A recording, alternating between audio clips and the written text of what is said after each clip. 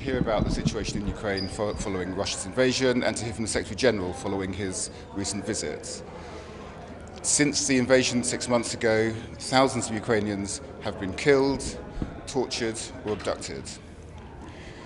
We warned 7 months ago that Russia was planning to invade. Today we warn that Russia is planning to legitimize its annexation with fake referenda.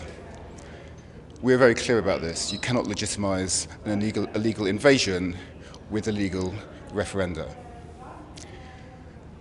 The United Kingdom is clear that we support the Ukrainians 30 years on from their independence, in which 90% of Ukrainians voted for independence, and despite Russian allegations and claims to the contrary, their strength and their belief in their own sovereignty, their pride in their sovereignty, remains as strong as ever.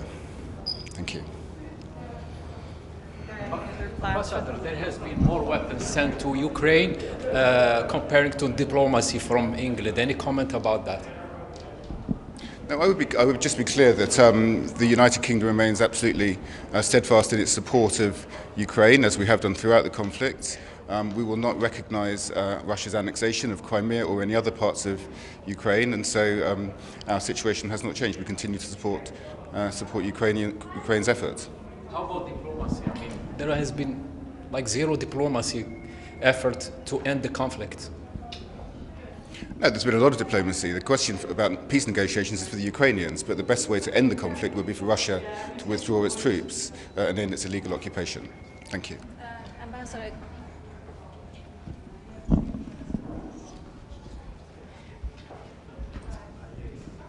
Morning, everyone. Hi, good morning. Listen, today I think is a fairly grim day, but it's important to recognise that it is 6 months since Russia's illegal and unprovoked re-invasion of Ukraine, and that's why Ireland stood together with other council members to call this meeting.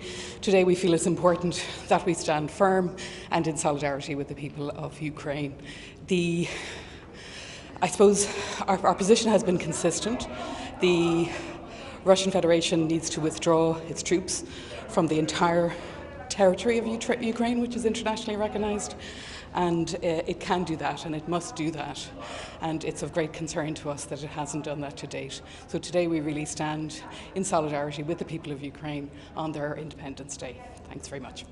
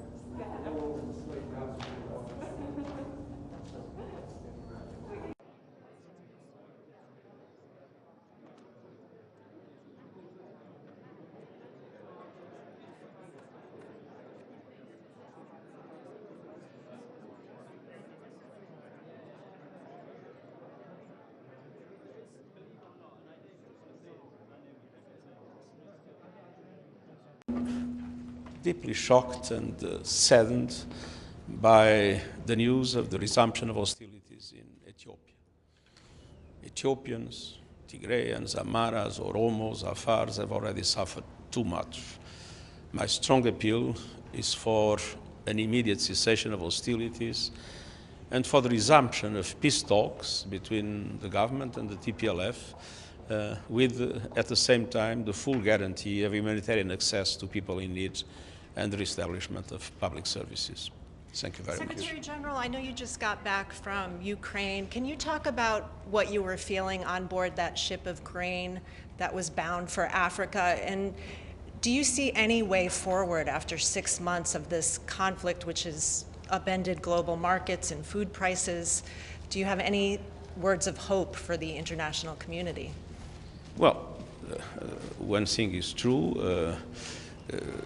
We were able to create the conditions for an agreement that is now contributing in a decisive way to reduce food prices around the world. But of course, the most important is peace. Thank you.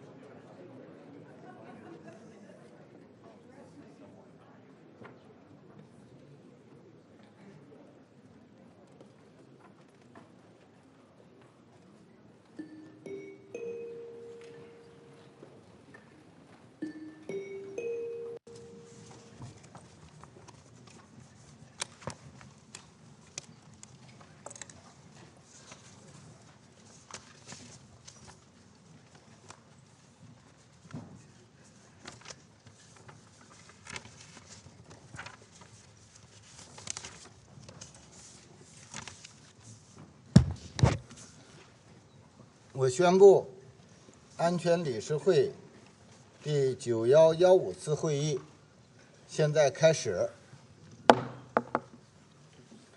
本次会议的临时议程是维护乌克兰和平与安全。议程通过。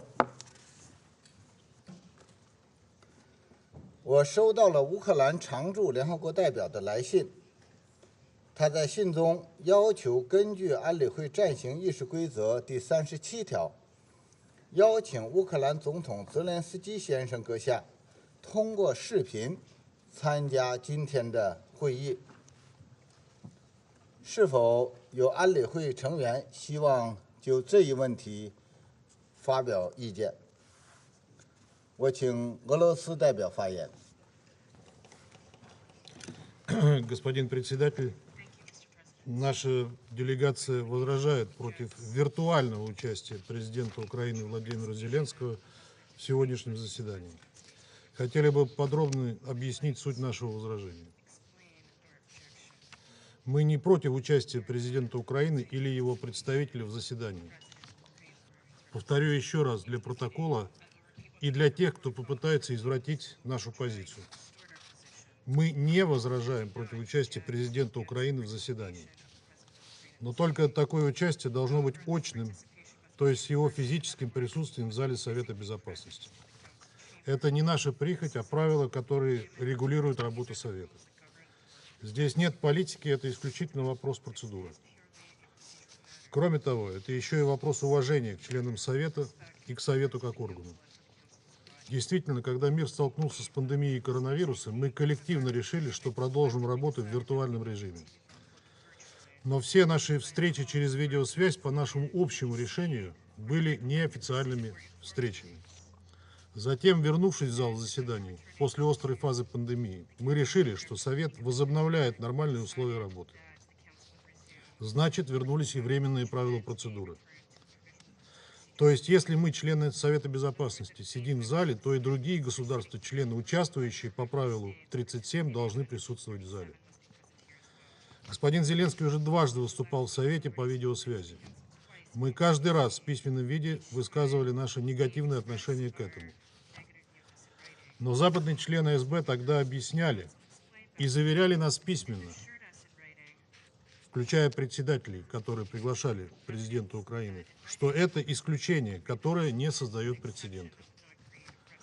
Прецедент не создается после первого или второго раза. Однако третий раз это уже не исключение.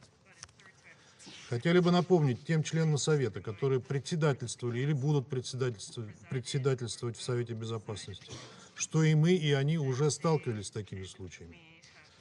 Мы можем еще понять, что было сделано несколько исключений. Когда мы только вернулись в зал после пандемии, когда она еще не позволяла лидерам некоторых стран путешествовать. Однако в этом году наше председательство в феврале и другие председательства отказывали высокопоставленным представителям государств-членов выступать по правилу 37 по видеосвязи. Так почему в этом вопросе в Совете Безопасности должны быть двойные стандарты? Почему другие главы и министры других государств, находящихся на повестке дня Совета Безопасности, подвергаются дискриминации? Это напоминает нам ситуацию с международной гуманитарной помощью, которая хлынула потоком на Украину, а про помощь людям в других частях света все забыли. Или двойные стандарты Европы в отношении мигрантов, когда беженцам из Украины на всех европейских границах дают зеленый свет, а на пути беженцев из Африки, Ближнего Востока и других регионов ставят глухие заборы. Не можем согласиться уже в третий раз сделать исключение для одной страны и одного человека. А заседание было объявлено за неделю. Все возможности приехать в Нью-Йорк у президента Украины были. Мы постоянно наблюдаем Владимира Зеленского, встречающим иностранные делегации, перемещающимся по стране и даже позирующим для съемок модным журналам. К тому же он заявлен главой делегации Украины на 77-й сессии Генеральной Ассамблеи, что может быть реализовано только очным участием.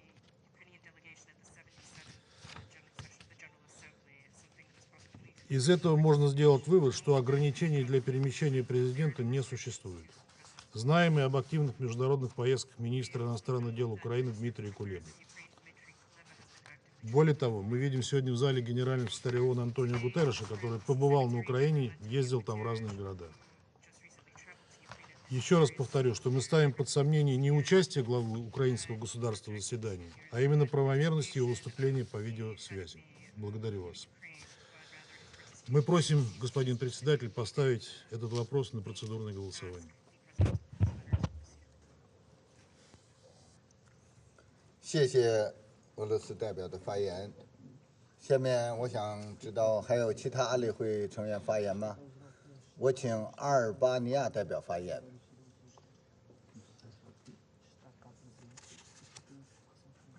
Thank you very much, Mr. President.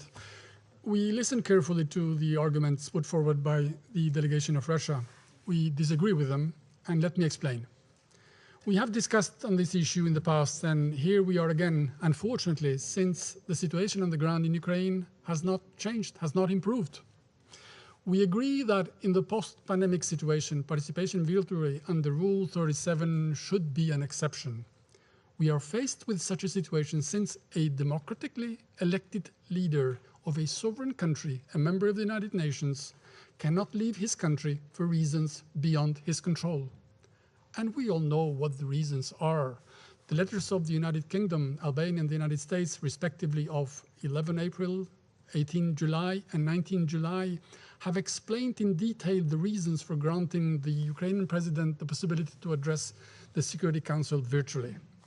Allow me to reiterate that the justification for this exception remains unchanged from the previous times when the Council agreed that the President could address the Council via VTC. It was so in April, it was so in June, and it is sadly now. Ukraine is at war under foreign invasion.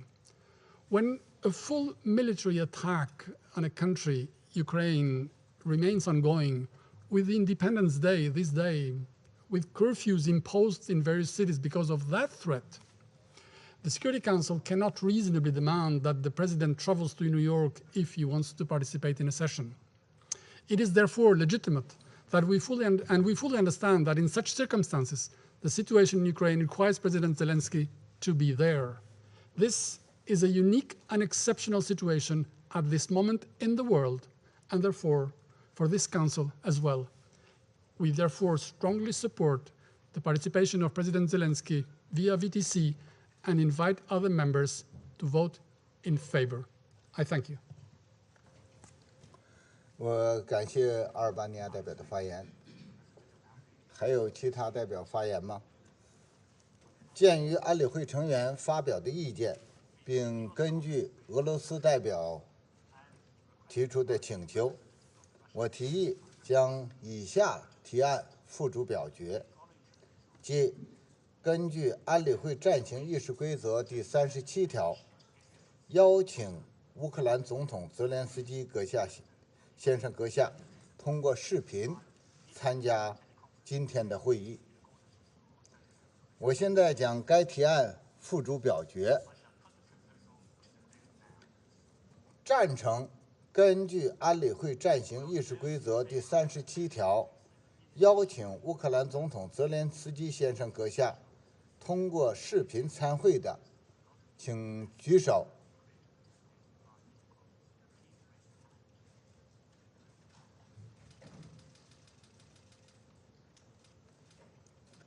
反对的，请举手；弃权的，请举手。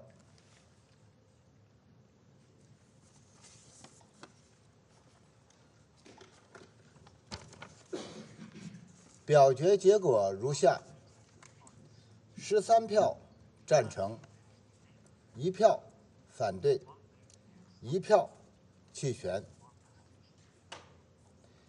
邀请乌克兰总统泽连斯基先生阁下视频参加今天会议的提案获得通过。我现在请俄罗斯代表发言。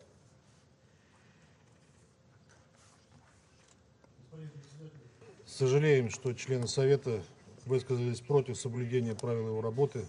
Мы еще могли бы понять логику западных покровителей Киева, которые готовы пожертвовать не только всеми украинцами, покрывая преступления режима, но и работой Совета Безопасности ООН. Однако мы крайне разочарованы тем, что и другие члены, которые, приходя в Совет, берут на себя обязательство соблюдать его правила и защищать их, сегодня способствовали размыванию его устоев и практики. Мы призываем всех государств-членов ООН обратить внимание на сегодняшнюю ситуацию. Несмотря на нашу позицию, мы выслушаем господина Зеленского, потому что и нам есть, что ему сказать. Надеемся, что он будет присутствовать на сегодняшнем заседании до его завершения. И мы посмотрим, сможет ли господин Зеленский приехать на 77-ю сессию Генеральной Ассамблеи в качестве главы украинской делегации или нет, как утверждал представитель Албании. Благодарю вас.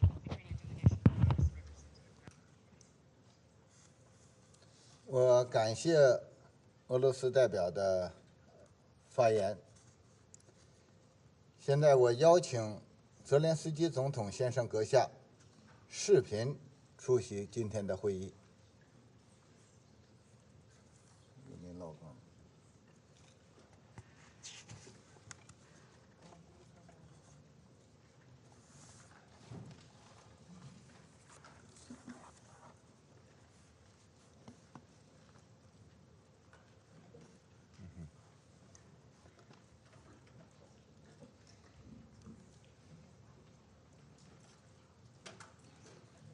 按照安理会暂行议事规则第39条，我邀请主管政治和建设和平事务的副秘书长迪卡洛女士参加本次会议。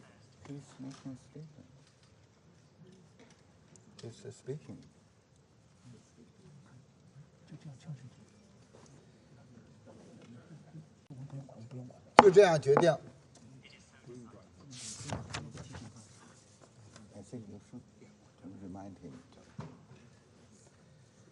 按照安理会暂行议事规则第39条，我还邀请欧洲联盟驻联合国代表团临时代办龚扎头先生参加本次会议，就这样决定。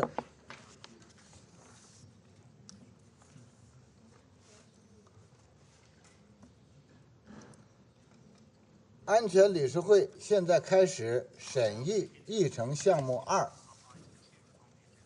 我现在荣幸地请秘书长安东尼奥·古特雷斯先生阁下发言。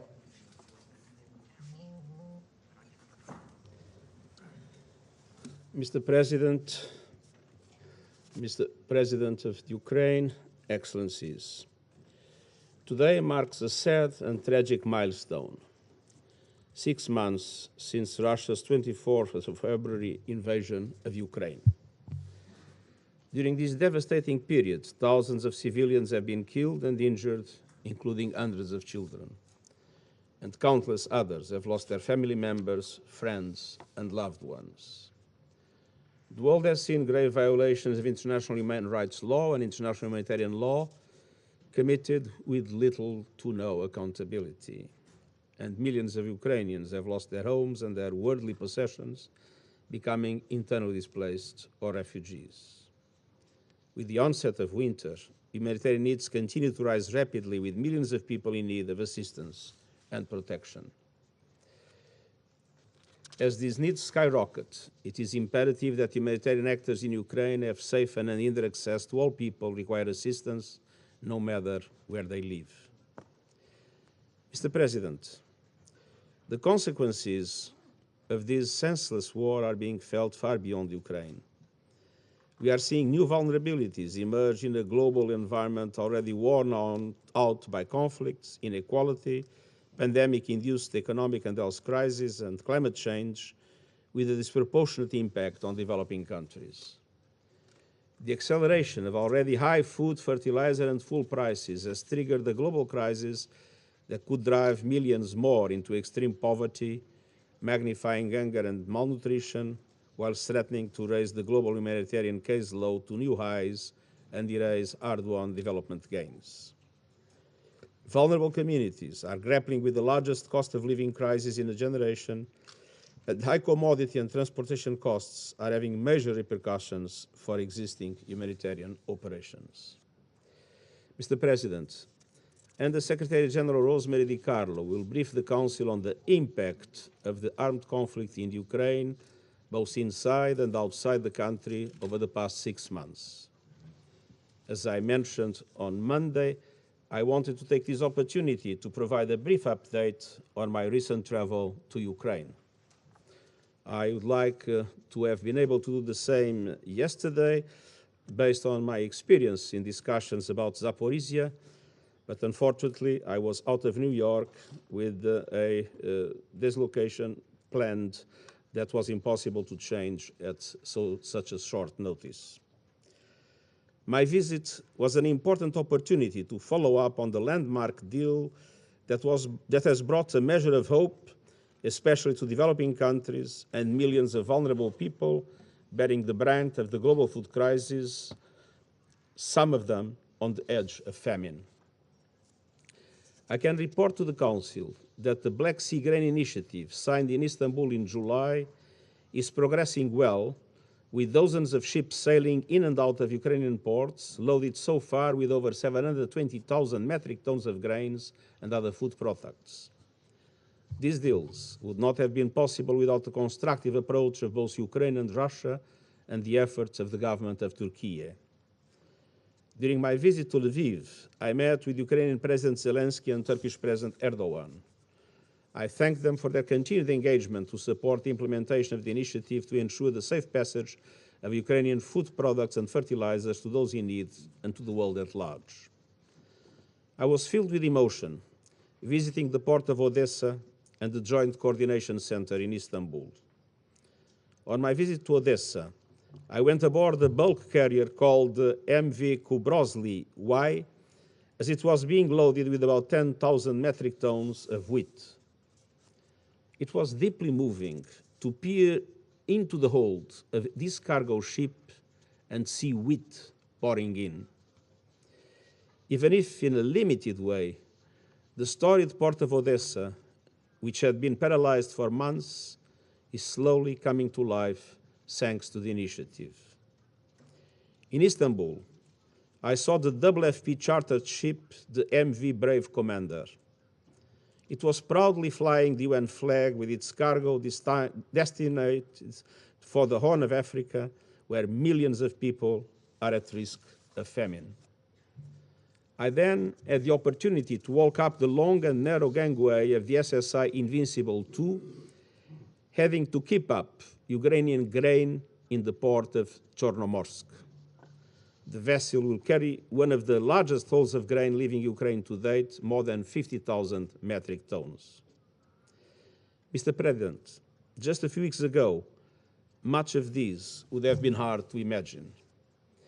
We are seeing a powerful demonstration of what can be achieved in even the most devastating contexts when we put people first. And I stressed in Odessa and Istanbul, what I saw was the more visible part of the solution.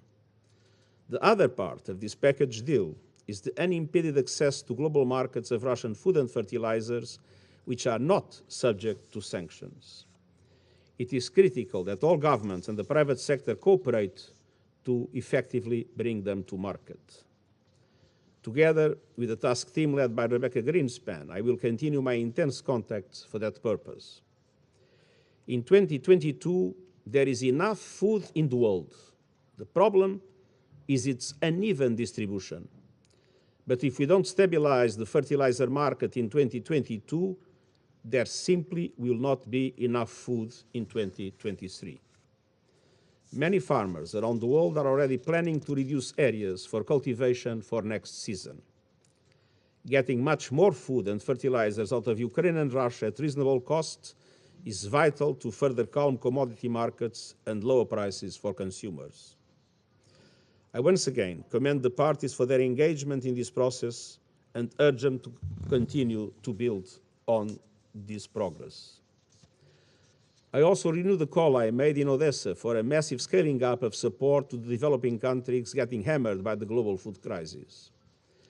The shipment of grain and other foodstuffs is crucial, but it won't mean much if countries cannot afford them. Developed countries and international financial institutions must do more to ensure that developing countries can fully capitalize on the opportunities of the Black Sea Grain Initiative. Mr. President, despite progress on the humanitarian front, fighting in Ukraine shows no signs of ending, with new potential areas of danger and escalation appearing. Two places were ever present in my mind and in my discussions in Ukraine, Zaporizhia and Olenivka. I remain gravely concerned about the situation in and around Europe's largest nuclear power plant in Zaporizhia. The warning lights are flashing. Any actions that might endanger the physical integrity, safety, or security of the nuclear plant are simply unacceptable. Any further escalation of the situation could lead to self-destruction. The security of the plant must be ensured, and the plant must be reestablished as purely civilian infrastructure. In close contact with the IAEA, the UN Secretariat has assessed that we have in Ukraine the logistics and security capacity to support any IAEA mission to the Zaporizhia nuclear power plant from Kyiv, provided both Russia and Ukraine agree. And I welcome expressions of support for such a mission and urge that to happen as soon as possible. Mr. President, I am deeply disturbed by the allegations of violations of international humanitarian law and violations and abuses of human rights related to the armed conflict. International humanitarian law protects prisoners of war. The International Committee of the Red Cross must have access to them wherever they are held. The United Nations Human Rights Monitoring Mission in Ukraine and the UN Independent International Commission of Inquiry on Ukraine continue to monitor, document, and report with a view to supporting the investigation of alleged violations. Work is also ongoing to deploy the recently established fact-finding mission to Olenivka to look into the incident on 29 July. This mission must be able to freely conduct its work, to gather and analyze necessary information, and to find the facts. It is imperative that the mission has safe, secure, and unfettered access to all relevant places and persons, and to all relevant evidence without any limitation, impediment, or interference. Mr. President, Excellencies, on this 31st anniversary of Ukraine's independence, I wish to congratulate the Ukrainian people. The people of Ukraine and beyond need peace, and they need peace now. Peace in line with the UN Charter, peace in line with international law, and I thank you. 我感谢秘书长先生刚才所做的引导性发言。我现在请迪卡洛女士发言。Mr. President, on 23 February 2022, this chamber heard impassioned pleas to avert a war in Ukraine, to no avail. Today, exactly 6 months later, there is no end in sight to the conflict triggered by the Russian Federation's invasion. As we meet, the heaviest fighting is concentrated in the eastern Donbas region, in the south near Kherson and Zaporizhia, and in the northeast near Kharkiv. But virtually all corners of Ukraine are affected, and no one is out of reach of missile strikes. At the same time, several attacks, conducted mainly with drones, have also been reported in the Autonomous Republic of Crimea and the city of Sevastopol, Ukraine, occupied by the Russian Federation since 2014. Mr. President, civilians are paying a heavy price in this war.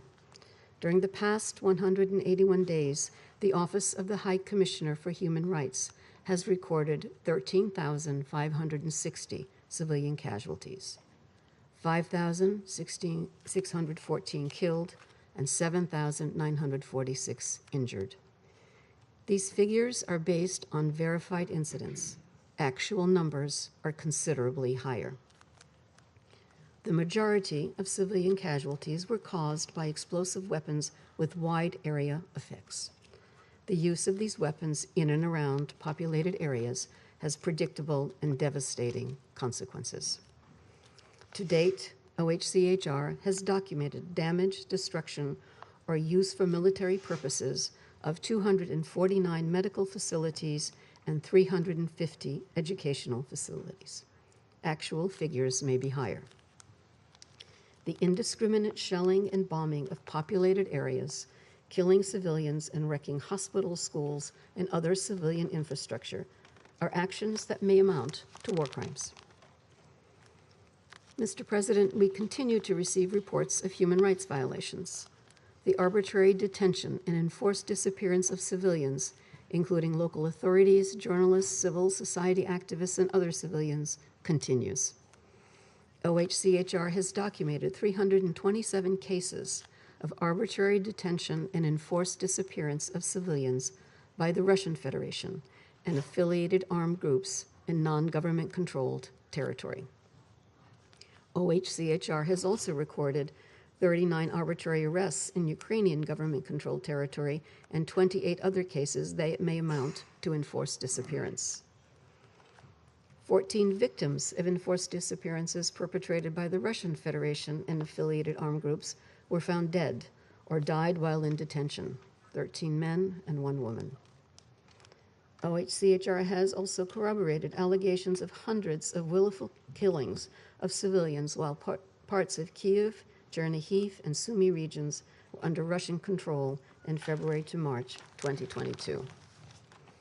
It has also verified 43 cases of conflict-related sexual violence, the majority attributable to Russian armed forces.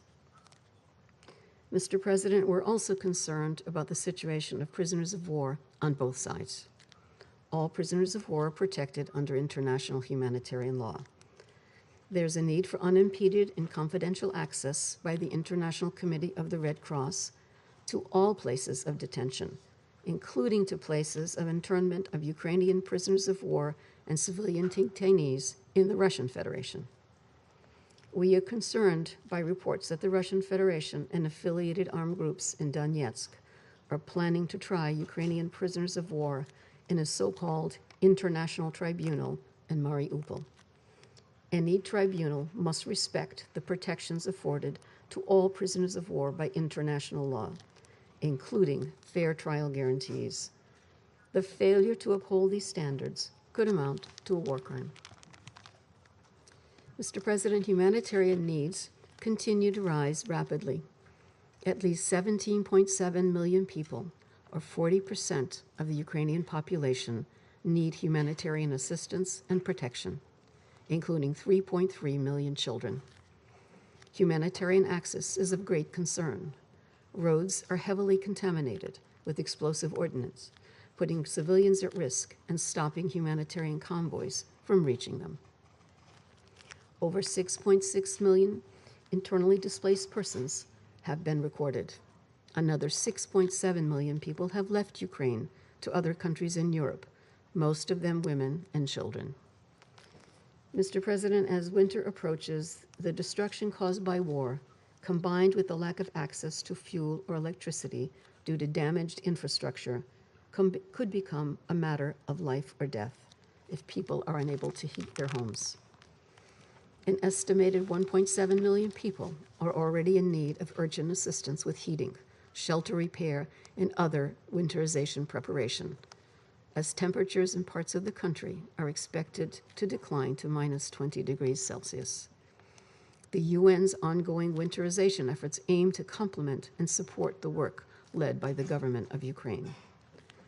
Our revised flash appeal requires $4.3 billion to support 17.7 million people in need of assistance through December 2022. Donors have generously provided $2.4 billion as of 19 August. The humanitarian response has scaled up to 500 humanitarian organization partners, reaching over 11.8 million people with at least one form of assistance. The war has severely impacted agriculture in Ukraine, leaving thousands of farmers without income, destroying grain storage facilities, and exacerbating food insecurity among vulnerable groups. According to the World Food Program, 20% of the people of Ukraine have insufficient food. Mr. President, as the Secretary General emphasized, the repercussions of the war in Ukraine are being felt worldwide. According to World Food Program estimates, 345 million people will be acutely food insecure or at a high risk of food insecurity in 82 countries with a WFP operational presence.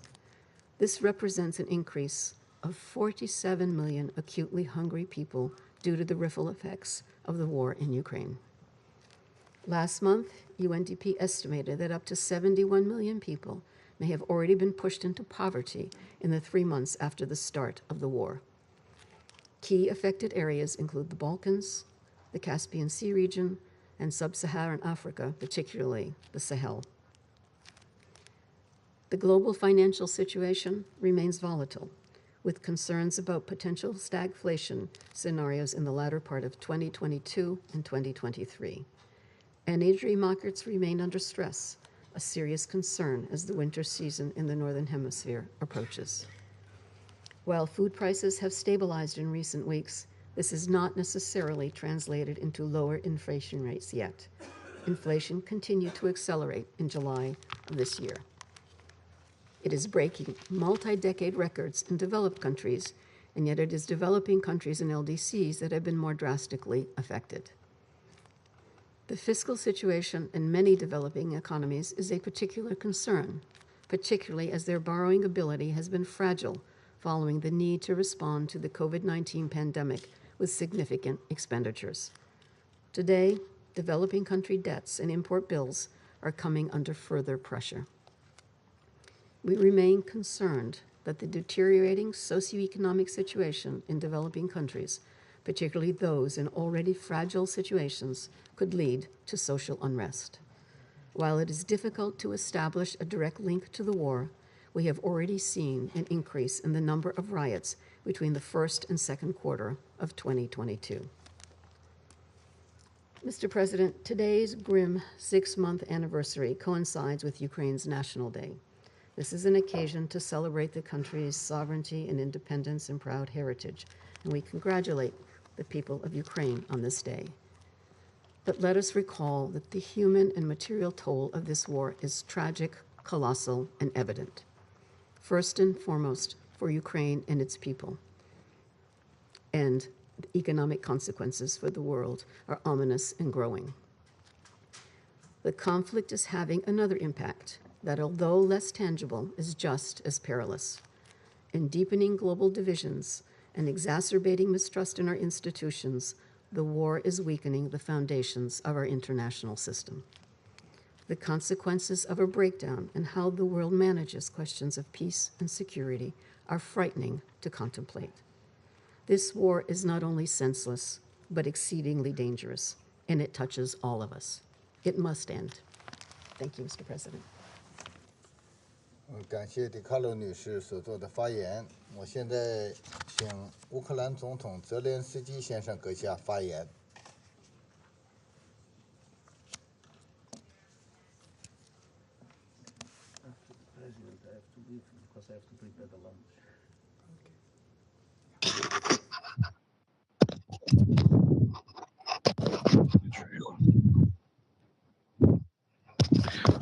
Thank you to everyone. Thank you for this support and greetings from the independent and free Ukraine for the fight for its Russian terror. Just recently, as I was preparing for this statement, I've received information Russia has launched missiles against the Dnipropetrovsk region, against the railroad station, the railroad cars at the station.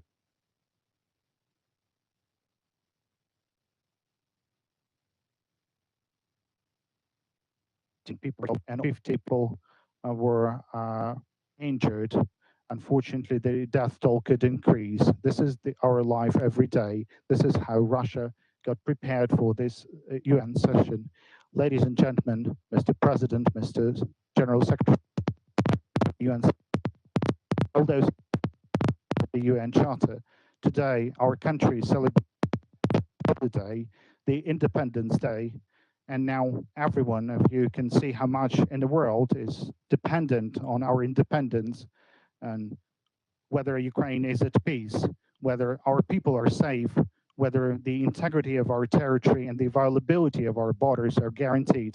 You can take any aspect of this terrible against us, and each of these aspects will be related to one or another global crisis. Now, what is happening right now? Russia has put the world on the brink of a radiation catastrophe. It is a fact that the Russian military has turned the territory of the largest nuclear power plant in Europe, the Zaporizhzhia nuclear power plant, into a war zone. This is a fact. Russia's armed provocation, shelling, deployment of terrorists on the territory of the station under the Russian flag. Now, Europe and neighboring regions face the threat of the radiation pollution. This is a fact. Now, what is the Chernobyl? The Zaporizhzhia nuclear power plant has 6 reactors. Only 1 reactor exploded in Chernobyl. The IAEA mission should take permanent control of the situation at the Zaporizhzhia nuclear plant as soon as possible, and Russia should unconditionally stop nuclear blackmail and completely withdraw from the station. Russia has on the hunger. It is a fact that Russian blockade of Ukrainian ports and Azovs increased the deficit in the already destabilized food market, and this is situation in different parts of our planet, let alone the drought in Europe, the largest over the last 500 years. Fortunately, we've managed to create. Russia was forced to accept the terms of international community, allowing to restore grain export from 3 Ukrainian ports. It relieves a part of the tension in the food market, but does not remove the threat completely. Only the full recovery of Ukrainian agricultural exports without any obstacles can be a guarantee that tens of millions of people around the world would have something to eat. And aren't you feel resent to the fact that even now, in the 21st century, you still have to fight to save tens of millions of people in different countries from this artificial hunger, this artificial one, which was provoked by a single country with its insane aggression. And that's also a fact. Ukrainians do feel that. The UN was established not to debate in the 21st century over the aspects that should have long remained in the past. But nevertheless, I thank Mr. Secretary General of the UN and the Turkey and to the President of the Turkey and to all other responsible members of international relations who are fighting against the food crisis to which only Russia is responsible. In the coming weeks, we have to do everything to expand the existing grain initiative. Let's take another aspect, the energy. It is a fact that Russia is deliberately trying to impose energy poverty upon tens of millions of people, deprive them of normal access to basic goods by deliberately raising energy prices. All this is done by a permanent member to the UN Security Council who still uses the privilege of its veto right. The energy crisis for Europe, the threat of large-scale hunger, the political chaos for African and Asian countries, the price crisis in the whole world, isn't it too much for a single country whose representative sits among you? I will mention one more aspect, the values. Indeed, we should honestly talk about the point that values are perceived differently in different parts of the world. There's different approaches, but everywhere in the world, life has value, peace has value, economic prosperity has value. All countries, if they respect themselves and their people, punish for murder and not honor the executioners. However, we see that there is a country that is not behaves differently and is proud of doing so. It rewards murderers and encourages executioners. And this is a threat not only for Ukraine. Thousands of Ukrainians were killed by the Russian invaders. Dozens of our cities were destroyed by Russian artillery. Russia does not comply with fundamental conventions on the prisoners of war. This is something that was also mentioned today. The deliberate killing by the Russian occupiers of our prisoners of war in Olenivka became one of the most terrible pages in the history of Europe. And there is an immediate need for a UN fact-finding mission in Olenivka, and the mandate of which should be extended to cover all Ukrainian POWs currently held by Russian forces. There is no such war crime that the Russian occupiers have not yet committed on the territory of Ukraine. But if Russia is not stopped now and in Ukraine, if it is not stopped by the victory of Ukraine, then all these Russian murderers will inevitably end up in other countries, Europe, Asia, Africa, Latin America. There are traces of Russian war criminals everywhere, and we must all get united and act decisively as soon as possible, so there are no more traces of Russian missiles and no more cities burned by Russian artillery, so that there would be no threat of a radiation catastrophe ever again. Russia must release the captured territory of Ukraine so that there would be no food crisis. Russia would need to withdraw from our land, from our sea, so that no country in the world can ever again disregard the UN and conventions binding on all mankind. There's no Russia must be held accountable for the crime of aggression against Ukraine. the relevant resolution will be submitted for the consideration of the 77th session of the UN General Assembly. In order for a sense of justice to return to international relations, we must all confirm and force Russia to recognize that the inviolability of borders and peace are unconditional values for all nations. This is why the independence and integrity of our country are of fundamental importance for the international relations. Preserving our independence, guaranteeing returning normal economic ties with Ukraine will restore the true power to the UN Charter and save the world from the crises that we're all forced to face now. Mr. General Secretary Antonio Guterres has the ambitious intention of organizing the summit of the future next year. We support this initiative and reaffirm that in order to build the future, it's necessary to leave in the dustbin of history what has always prevented humanity from living in peace, namely the aggression and colonial ambitions. That is what Russia has came with to Ukraine. And I believe that we can surely build the future. That would be good and symbolic to have this summit in Ukraine. It is on the territory of Ukraine that the world's future is decided, whether we will have a future at all.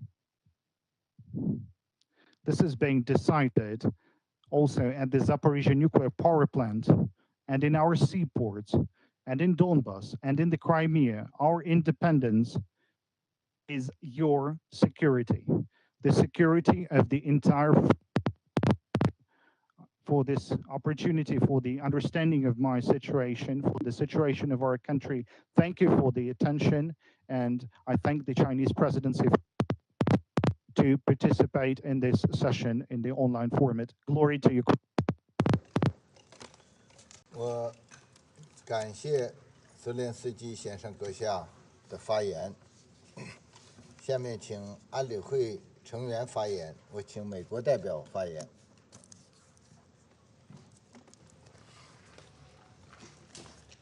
Thank you, Mr. President. And thank you, Secretary General Guterres and Undersecretary General DiCarlo for your briefings. I would also like to congratulate Ukrainians on their Independence Day and thank President Zelensky for participating in this meeting today. President Zelensky, the United States stands with you and the people of Ukraine today and every day. And every Russian bomb that falls only strengthens our resolve to support your sovereignty and your independence.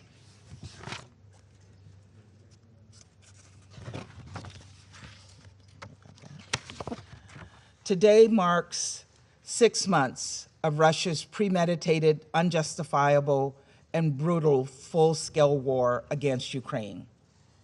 Just 6 months since we, sitting here in the council chamber, watched as Russia, serving in the presidency, attempted to defend the indefensible. 6 months of Russia's defiance of the international community. 6 months of Russia's flagrant lies and disregard for international law, including violations of the UN Charter. 6 months of attacks by Russia, killing Ukrainian civilians and destroying civilian infrastructure. 6 months of devastation and missile strikes that have torn apart families and stolen the lives of too many, like the life of 4-year-old Lisa Dmitrieva, killed last month in a missile strike that left 24 people dead. 6 months of horrific atrocities, including rape, murder, and torture in towns like Bucha and Irpin and others. 6 months of families being separated and millions displaced. 6 months of killings, thousands dead. 6 months later, Russia's goal is as clear as ever: to dismantle Ukraine as a geopolitical entity and erase it from the world map. Russian disinformation campaigns are increasingly being weaponized to prepare for further attempts to annex Ukrainian territory. Russian Minister of Foreign Affairs Lavrov publicly acknowledged this as one of the Kremlin's objectives. Specifically, Russia is laying groundwork to attempt to annex the regions of Kherson and Zaporizhia and all of the Donetsk and Luhansk oblasts. Let's be clear. The international community will never recognize Russia's attempt to change Ukraine's borders by force. And when the world's leaders come to New York next month to reaffirm their commitments to the UN Charter, they are also reaffirming their support for that basic principle. So no matter how many more sham referendums, illegitimate authorities Moscow tries to install, we will continue to defend the UN Charter and uphold Ukraine's sovereignty, territorial integrity, and independence. And as we discussed yesterday, Russia is responsible for creating another grave risk to another core commitment by the international community to nuclear safety. Ukraine had an impeccable record of nuclear energy safety and security at the Zaporizhzhia nuclear power plant. But Russia recklessly attacked and seized control of this plant by force, risking nuclear disaster. In a similar vein, we are particularly concerned by Russia's so-called filtration operations, which involve the systematic forced deportations of Ukrainian civilians to remote areas of Russia. These camps are abducting and separating children from their parents. Russian forces are forcibly confiscating and replacing passports, dictating curriculums in schools, and replacing Ukrainian street names and other public signs with Russian language alternatives. The evidence of Russian forces interrogating, detaining, and forcibly deporting hundreds of thousands of Ukrainians, including children, continue to mount. The reasons are clear. They want to destroy Ukraine, its culture, its people, its very existence.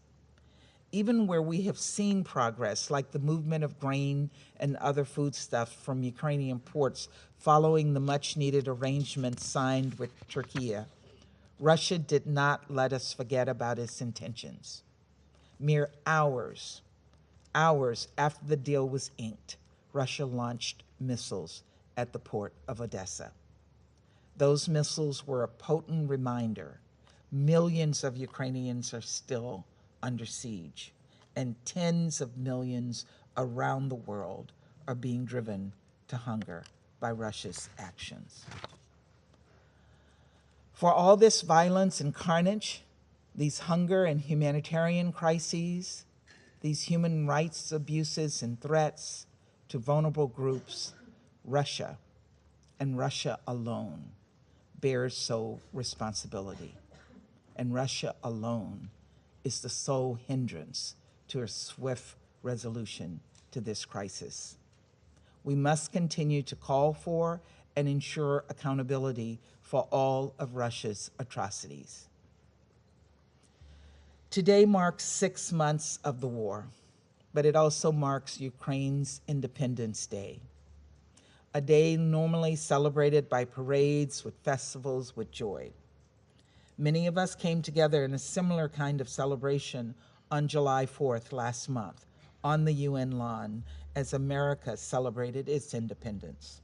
And we ate and we danced and we looked in awe at the fireworks in the sky. In Ukraine today, there are none of the typical festivals, no feasts or concerts. Citizens have been told to stay away from cities and to look for very different kinds of explosions from the sky. And we heard President Zelensky describe just that to us today. One Ukrainian citizen told an NPR reporter that she hopes that, and I'll quote her, she hopes that we can celebrate independence without weapons in the future, maybe with flowers and dances instead. Let us do everything we can to bring the flowers and the dances back to Kyiv, back to Ukrainians. And let us pray by this time next year, her dream has come true. Thank you, Mr. President. 谢谢美国代表的发言，下面请阿尔巴尼亚代表发言。Thank you, Mr. President, and let me also thank the ESG and USG DiCarlo for their update information. 31 years ago today, Ukraine declared its independence from the decaying Soviet Union. It is a day to celebrate, and I'm sure, despite the situation, Ukrainians in Ukraine and abroad will proudly mark their day in a way or another. We join them in this and welcome you, President Zelensky, in this meeting under the exceptional circumstances you and your country continue to endure. But celebrations are not easy and hardly joyful when you are under attack by your neighbor that pretends from dawn to dusk to be your brother, but that kind of brother that is assaulting you, killing your people, destroying your homes, bombarding your cities, abusing your women, deporting your people, breaking your country, denying your existence. That abusive brother that wants to take everything you have. Mr. President, today marks also exactly 6 months from the start of the invasion, the day when the UN Charter was thrown in the Kremlin shredder, when the term respect for international law lost any meaning in Moscow. It marks 27 weeks from the adoption of the United Nations General Assembly resolution when the whole world but 4 asked Russia to stop the war and respect the sovereignty of Ukraine. It marks 25 weeks from a legally binding order of the International Court of Justice, the highest international court addressed to Russia to immediately stop military activities. All these calls and documents continue to be ignored. Russia persists in its course with a clear intention to dismantle Ukraine and subjugate its people, despite unquestionable evidence and hard proof that its actions have and continue to produce serious global destabilizing effects on security, energy, food, including the risk of a nuclear catastrophe, and are increasingly decoupling Russia from the rest of the European continent. We commend Turkey and the Secretary General for their tireless and successful efforts in making sure that grain and other food products are exported from Ukraine and go on the tables of the needy throughout the world. Colleagues, the war is having a terrible negative impact on everything in Ukraine and beyond, but hardly anything compares with the devastating impact on civilians in general and their children in particular, the future generation. Some 1,000 children, maybe more, will not be there to see the liberated Ukraine. They have been killed, 5 every day. 5.2 million are in need of humanitarian assistance. 3.6 million have been affected by the closure of schools or by the impact of attack on schools, which will continue to delay children's return to in-person learning. Many more millions are left with invisible wounds that must be addressed without delay to prioritize children's mental health and psychological needs and help them build resilience. If there were one single reason to put an immediate end to this war, it is this: to save children, the future generations, from the scourge of war, as it is written in our Constitution. Mr. President, a few weeks ago, a deadly explosion killed 53 Ukrainian prisoners of war held in Ukraine territory under the Russian control. This tragic event is still not independently elucidated, and as for everything of that nature, we are told that Ukraine did it. Prisoners of war should have been protected by law, as well as by the guarantees given to the UN and the International Committee for Red Cross, that the Azov detainees would be properly treated. Unfortunately, 53 of them were killed. We welcome the appointment of the investigation team by the Secretary General. We strongly ask the UN to do everything to make sure that the investigation is done impartially and on the UN terms. Those responsible for such despicable crimes must be held accountable. Mr. President, with the regular army stretched thin after 6 months of a disastrous and bloody invasion of Ukraine, there is increasing evidence that the Kremlin is making dreadful choices and recruiting Russia's prisoners to fight. Credible reports and meticulous investigations point into that direction. This is very worrying in a situation that is already alarming, since when we have seen what regular soldiers were able to execute in Bucha, we have shivers thinking about what may happen when you give weapons to murderers and criminals who should be behind bars in Russia and not in Ukraine in military uniform. These new fighters, if that proves true, will fill in for those who have come to senses, discovered the truth and abandoned the war, not to continue to be partners in crime, like Pavel Filatyev.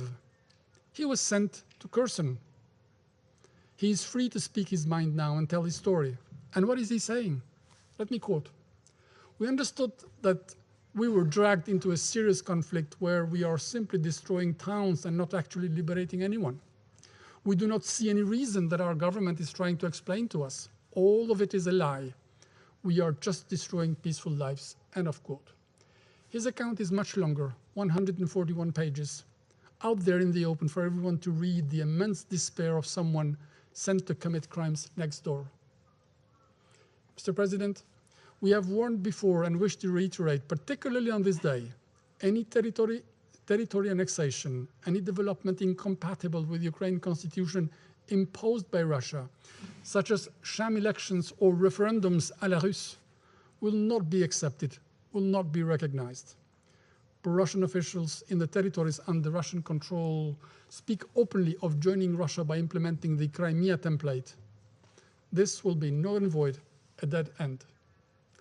As stated by key European leaders as recently as yesterday, Ukraine friends are ready to support Ukraine's fight to defend itself, not because anyone is against Russia and the Russians, but simply because all those who are for peace see in Ukraine the litmus test of the European security architecture and the stress test of resilience of world peace and security in front of long-gone imperial behavior.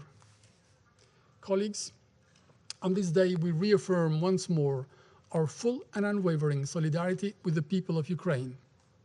We pay tribute to all those who are fighting to defend their land and their lives, and to all those sacrificed for the independence and freedom of Ukraine. We reiterate our support for the sovereignty and territorial integrity of Ukraine within its internationally recognized borders, and we call on Russia to stop the war, withdraw its troops, and change course, so that next year at this time there is a real happy parade in Kiev, not the one with the burnt out or abandoned husks of Russian military equipment, the epitome of this senseless war. And I thank you. 感谢阿尔巴尼亚代表的发言，下面请法国代表发言。Je vous remercie, Monsieur le Président. Je remercie le secrétaire général et Madame Di Carlo pour leur présentation et je souhaiterais saluer l'intervention du président Zelensky ce matin. Monsieur le Président, depuis 6 mois précisément, les Ukrainiens résistent avec un courage extraordinaire à la guerre d'agression lancée par la Russie, avec son lot terrible de souffrances et d'exactions de masse. Les Ukrainiens, faut-il le rappeler, se battent pour la souveraineté et l'intégrité territoriale de leur pays. Quel meilleur moment pour leur rendre hommage qu'aujourd'hui, jour de leur fête nationale qui a marqué en 1991 l'indépendance de l'Ukraine. À travers sa lutte, l'Ukraine défend aussi les buts et les principes de la Charte des Nations Unies. Et c'est pourquoi la France continuera de se tenir à ses côtés. Avec nos partenaires européens, nous continuerons à la soutenir aussi longtemps qu'il le faudra face à l'agression russe. En ce jour de célébration de l'indépendance ukrainienne, je redis aussi clairement que la France ne reconnaîtra jamais l'annexion des territoires occupés par la Fédération de Russie. La France ne reconnaîtra pas la légitimité de référendums d'indépendance qui seraient organisés par la Russie dans ces territoires pour tenter de légitimer son agression, pour maquiller ces violations flagrantes du droit international, pas plus qu'elle n'a reconnu ou qu'elle ne reconnaîtra l'annexion de la Crimée. Monsieur le Président, avec cette guerre, la Russie contribue à déstabiliser encore davantage un monde sur lequel pèsent déjà de graves menaces. Nous nous félicitons que le centre de coordination conjoint à Istanbul soit désormais opérationnel, que 33 navires aient pu quitter les ports ukrainiens depuis la signature des accords d'Istanbul. Mais ne nous leurrons pas, les effets négatifs de la guerre conduite par la Russie se poursuivent, perdurent et se multiplient. Les chaînes d'approvisionnement sont toujours perturbées, les coûts de transport demeurent très élevés, le marché de l'énergie est bouleversé, et tant que durera l'agression russe, ces effets continueront à se propager. La présence de troupes russes sur le site de la centrale nucléaire de Zaporijjia fait également peser le risque d'un accident nucléaire aux effets potentiellement dévastateurs. Nous rappelons notre appel au retrait des forces russes. Tout incident serait de la responsabilité première de la Russie. Il est crucial que l'AIEA puisse conduire une mission d'experts sur le terrain dans les plus brefs délais. Monsieur le Président, les informations qui nous parviennent concernant des exécutions extrajudiciaires, des actes de torture à l'encontre des prisonniers ukrainiens, en particulier dans le village d'Olenivka, mais pas seulement, sont extrêmement choquants. La Russie doit respecter le droit international humanitaire. Il s'applique à tous les conflits armés internationaux, nous le rappelons, qu'elles reconnaissent ou non être en guerre, ainsi que le droit international des droits de l'homme. La France, aux côtés de ses partenaires, s'est mobilisée dès les premiers jours de l'agression russe pour que les auteurs des crimes commis en Ukraine soient identifiés, soient poursuivis et que leurs crimes soient documentés.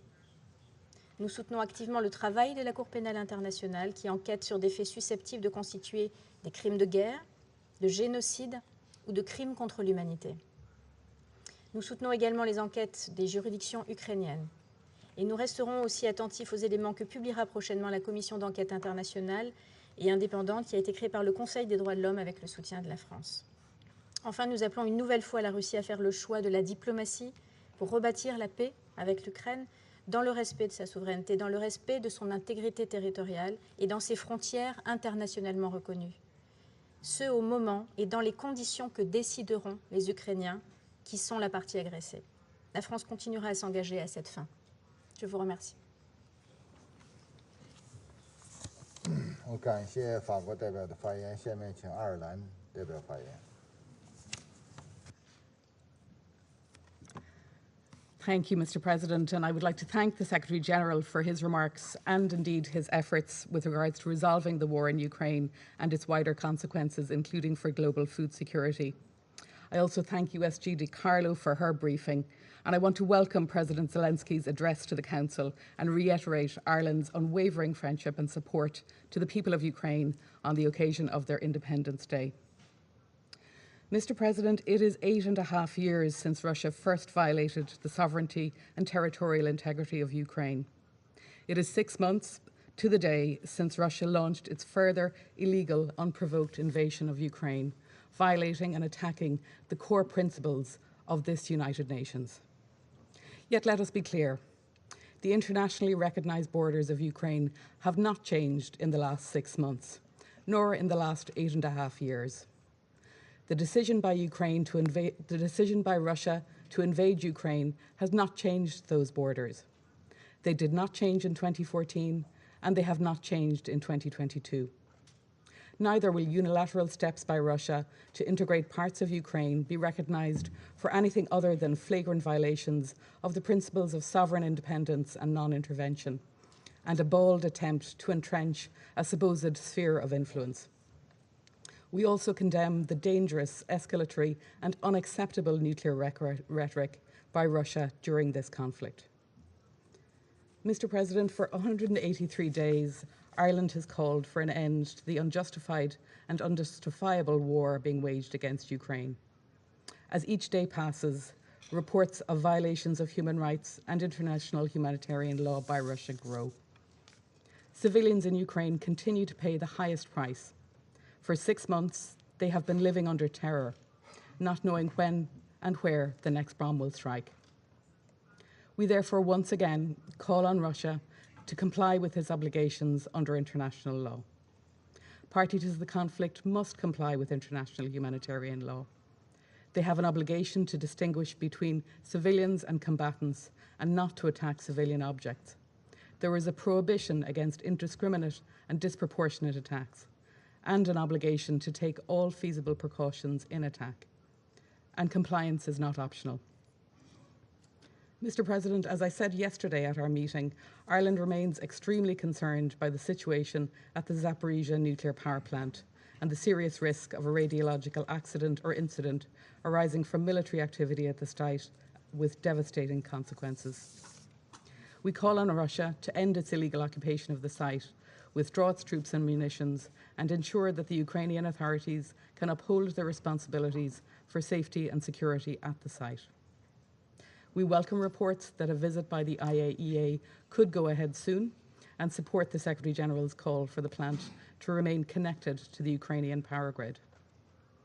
Mr. President, once again, we call on Russia to end its brutal war and withdraw its troops from the entire internationally recognized territory of Ukraine and to respect the sovereignty and territorial integrity of its neighbours. Russia can end its aggression if it chooses, but even while it chooses to execute its illegal war, it still has obligations under international law, and it must comply with those obligations. We note this morning the comments from the Secretary-General and the UN Secretary and the Under-Secretary-General on humanitarian need, particularly in the face of the onset of winter. Russia's aggression continues to cause mounting hardship and suffering for the people of Ukraine, who have shown remarkable resilience and resolve. Today, Ireland stands in full solidarity with them. Thank you. 我感谢爱尔兰代表的发言。下面请挪威代表发言。 Thank you, Mr. President. Russia's war in Ukraine is affecting us all. It is an attack on democratic values and on freedom. It's causing a global food crisis, and it's a blatant violation of international law and the very principles of the UN Charter. To President Zelensky, thank you for your strong testimony this morning and for the heroic fight you and the Ukrainian people are engaged in for your country and for peace and freedom of us all. Today we mark the Ukrainian Declaration of Independence in 1991, and here we are 31 years later because the Soviet successor state Russia has invaded Ukraine. It's truly tragic. So we reiterate our unwavering support for Ukraine's sovereignty and territorial integrity within its internationally recognized borders. USG DiCarlo, thank you for your thorough and thoughtful briefing. And Secretary General, thank you for your briefing, including on your important recent visit to Ukraine.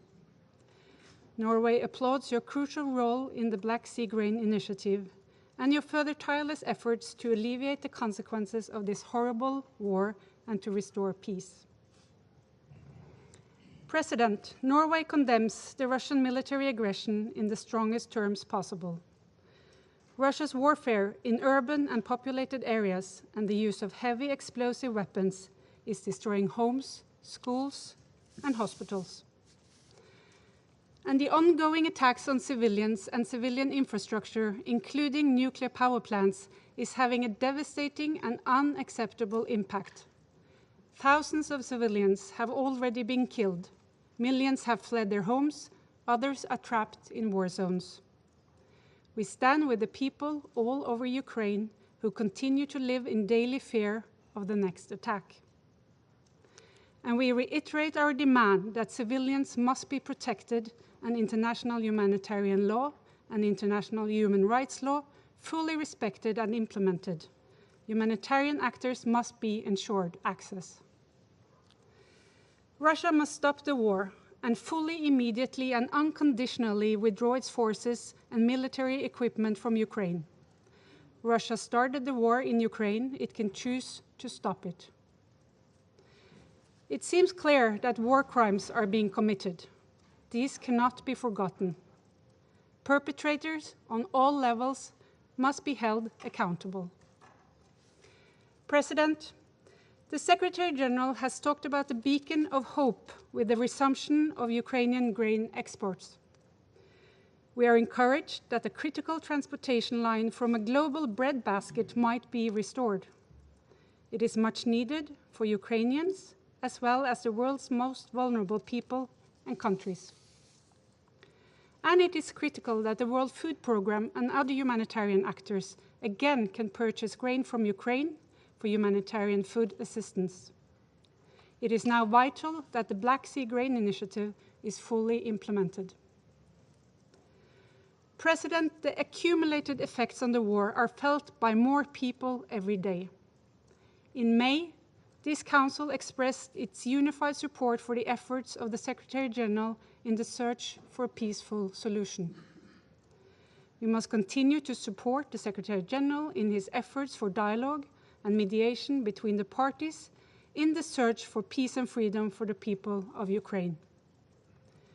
And we stress the joint responsibility of the members of this Council to make every effort to ensure peace. Again, to the Ukrainian people, our thoughts are with you on your National Day and every other day. We reiterate our solidarity with you. I thank you. 我感谢挪威代表的发言，下面请英国代表发言。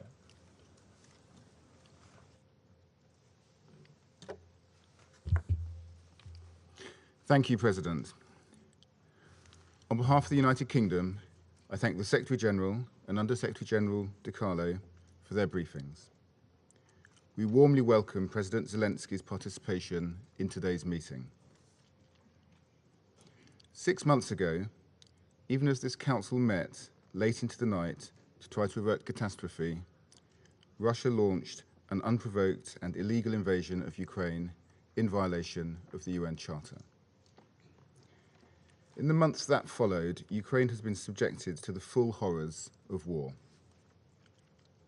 As we've heard today, thousands of civilians have been killed or wounded. Over 17 million are now in need of humanitarian assistance. Schools, hospitals, and other medical facilities have been attacked. We have seen a pattern of Russian violations of international humanitarian law and of Russian human rights abuses and violations, including reports of torture, inhumane treatment, and arbitrary detention. Ukrainian citizens, including children, have been forcibly deported to Russia. 6 million people are displaced within Ukraine, and over 6 million are refugees abroad. And the people of Ukraine are not the only victims of this war. Beyond Ukraine's borders, Putin's decisions have had a devastating impact on the world's most vulnerable, with many millions across the world affected by rising food and fuel prices. We again pay tribute to the work of the UN Secretary-General with Turkey to negotiate the Black Sea Grain Initiative. President, today, in what would be another violation of the UN Charter, there are reports that Russia is planning fake referenda to illegally annex more territory from Ukraine. Any such attempt would fool no one. Russia has, after all, lied throughout their illegal invasion, using disinformation to create false pretexts, undermine Ukrainian sovereignty, obscure the truth, and hide war crimes. And it would further demonstrate Russia's contempt for the principles of sovereignty and territorial integrity, principles which, as member states of this organization, we have all committed to upholding. President, 31 years ago today, Ukraine declared its independence, with over 90% of Ukrainians voting in favor. Today, that pride in Ukrainian identity and sovereignty remains as strong as ever. We have all seen the courage and ingenuity of the Ukrainian people as they have fought to defend their nation against Russia's attack on their national sovereignty and right to self-determination. Ukraine's fight is a fight for the principles of the UN Charter. All of us in this chamber have a responsibility to recognize that. It is a fight that has inspired the world with its courage and defiance against brutality. So today, On Ukrainian Independence Day, we stand together with the nation of Ukraine and its heroic people who continue to resist Russia's attempts to rewrite international borders by force. We once again call for Russia to withdraw its forces from Ukraine immediately, and we call for full accountability for Russia's crimes. Thank you. 我感谢英国代表的发言。下面请巴西代表发言。Thank you, Mr. President.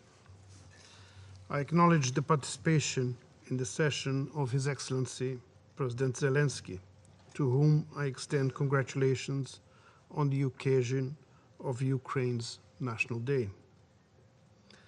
I thank the Secretary General and USG Rosemary DiCarlo for their remarks.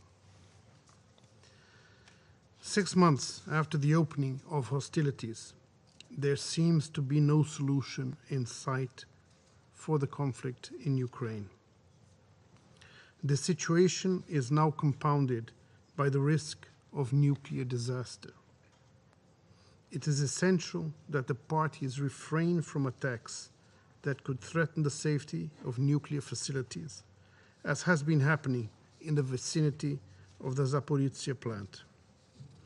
Brazil reiterates the call for the two sides to facilitate the access of an IAEA mission so that the conditions of the plant can be properly evaluated. It is deeply saddening to note how little progress has been made towards a political solution. The most notable result was the initiative on grain exports from Ukrainian ports and on facilitating Russian grain and fertilizer exports, announced in July, for which we are grateful to the efforts of the Secretary General and the support of the government of Turkey. When the parties engaged in negotiations, an important result was achieved, which partly alleviates the effects of the conflict on food prices around the world, and particularly in developing countries. Mr. President, reality and history show that closing the door to dialogue is not the right approach to resolving any conflict, and this applies to Ukraine. Actions that prolong the hostilities will only result in greater human suffering and will not resolve the underlying causes.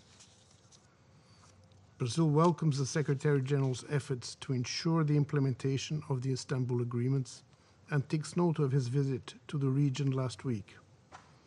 It is essential that the international community seek to preserve this important achievement, which indicates a possible path towards broader negotiations. We urge the parties to keep open the channels of dialogue that made possible the Istanbul package, as they offer the best prospects for peace. Finally, we recall the obligation of both sides under international humanitarian law to protect the civilian population and prevent human rights abuses. Attacks against residential areas and facilities such as schools, churches, and hospitals are unacceptable and fuel a logic of retaliation that must be avoided by all means. It is in everyone's interest that the two countries can live peacefully, side by side in the future, and cooperate to achieve the development goals. I thank you, Mr. President. 我感谢巴西代表的发言。下面请加蓬代表发言。Je vous remercie, Monsieur le Président. Je remercie le secrétaire général Antonio Guterres et la secrétaire générale adjointe Rosemary DiCarlo pour leurs exposés respectifs. Je salue la participation à cette réunion du président de la République d'Ukraine. Monsieur le Président, alors que la guerre en Ukraine entre dans son 7e mois, notre mémoire est pleine de compassion pour toutes les victimes depuis le début du conflit. Nous exprimons notre solidarité aux survivants, parmi lesquels de nombreuses femmes, des enfants, des personnes âgées, des personnes déplacées, des réfugiés dont le quotidien a été bouleversé. Nous rendons hommage au personnel humanitaire qui, sur le terrain, s'emploie à édulcorer l'atrocité du quotidien des survivants de la guerre en apportant une aide vitale et précieuse, souvent dans des conditions extrêmement difficiles. Au bilan de la guerre s'ajoute un bilan matériel très lourd. Les images de destruction d'édifices publics, des voies de communication, d'infrastructures de distribution de services publics sont devenues quotidiennes. Les bombardements visant des installations nucléaires, dont la centrale nucléaire de Zaporizhia est le symbole, font agiter le risque de catastrophe nucléaire. Un risque qui s'accroît au fil du développement de l'activité militaire autour de ce site. Il est urgent que l'activité militaire cesse autour des sites nucléaires et que les belligérants s'abstiennent de toute action susceptible de faire courir au monde le risque d'une catastrophe nucléaire dont les conséquences seraient irréparables. Nous réitérons notre appel aux parties à se conformer aux règles de sécurité nucléaire en vigueur et à coopérer avec l'AIEA pour sécuriser les sites potentiellement dangereux en vue de prévenir les risques de catastrophe. Nous saluons les récentes annonces indiquant la volonté des parties de mettre une mission des experts de l'AIEA à la centrale de Zaporizhia pour éviter tout embrasement. Nous réitérons notre opposition à la guerre et notre indignation face aux attaques visant des civils. Nous ne nous lasserons pas de répéter que les parties au conflit doivent respecter les engagements internationaux souscrits en vertu du droit international humanitaire. Monsieur le Président, la dernière mise à jour du Bureau du Haut-Commissaire des droits de l'homme fait état d'un bilan de 13 477 victimes civiles, dont 5 587 tués et 7 890 blessés. Un grand nombre de civils, dont des enfants, sont mutilés par des armes explosives de large portée aux effets indiscriminés. Aussi longtemps que les combats se poursuivront, la situation humanitaire en Ukraine et dans les pays environnants ne cessera certainement pas de se détériorer. L'on ne peut prédire à ce jour l'étendue des répercussions physiques et psychologiques qui en découleront, encore moins les conséquences économiques dont l'onde de choc ne cesse de s'étendre. Monsieur le Président, depuis 7 mois, ce Conseil est en proie à une fragmentation sans précédent et vit au rythme des invectives d'un camp contre l'autre, pendant que villes, villages sont ravagés, femmes, hommes et enfants sont meurtris par une guerre sanglante. Notre mandat est d'arrêter les guerres à défaut de les prévenir. Il est urgent que nous puissions nous réconcilier avec notre mandat et avec la vocation de ce Conseil. Face à la logique sans issue de l'affrontement et de l'antagonisme, mon pays continuera de choisir le camp de la paix, le camp de la négociation et le camp du dialogue. Nous devons activer les voies du dialogue. C'est la position constante de mon pays qui, depuis le début des hostilités, s'est positionné en faveur de la concertation comme mode privilégié de règlement des conflits. Le récent accord conclu pour permettre l'exportation de céréales des ports ukrainiens est un espoir qui en appelle d'autres. Il est grand temps que la paix revienne au centre de nos priorités. Pour terminer, mon pays appelle une fois de plus les parties à s'engager fermement dans des négociations de bonne foi dans l'objectif de faire taire les armes et ramener la paix en Ukraine. Je vous remercie, Monsieur le Président. 我感谢加蓬代表的发言，下面请肯尼亚代表发言。 Thank you, Mr. President. I thank Secretary General Antonio Guterres and Undersecretary General Rosemary DiCarlo for their updates on the situation in Ukraine. Kenya takes this opportunity to convey our best wishes to President Zelensky and the people of Ukraine on their Independence Day. We regret that what should be a day of celebration is impaired by a war that has breached Ukraine's territorial integrity, contrary to the fundamental principles of the UN Charter. The people of Ukraine have suffered greatly these past 6 months. We offer them, and particularly the bereaved families, our deepest condolences. Mr. President, Ukraine's Independence Day gives us an opportunity to appreciate our own independence, as I am sure is the case for every member of this assembly. We will forever be thankful for the brave men and women who fought for our freedom. We joined the UN within days of becoming independent. We signed up to its principles because as a young nation, we needed assurance that our sovereignty, territorial integrity, and political independence would be respected. We valued its mission to outlaw aggression, to use its instruments to help us turn our swords into plowshares so that we could enjoy the fruits of our freedom. We remain thankful that this United Nations stood for decolonization, that it gave voice to the smallest countries in the world without regard to their military might or wealth. What a precious heritage we have, and how intolerable that it should be as endangered as it is today. We are forced by this moment to recall how its failed predecessor, the League of Nations, was unable to stop the conflicts that led to the Great Fire of World War II. Multilateralism, as expressed in the United Nations, including in this venerated chamber, with all its flaws, is our last hope against a new world war.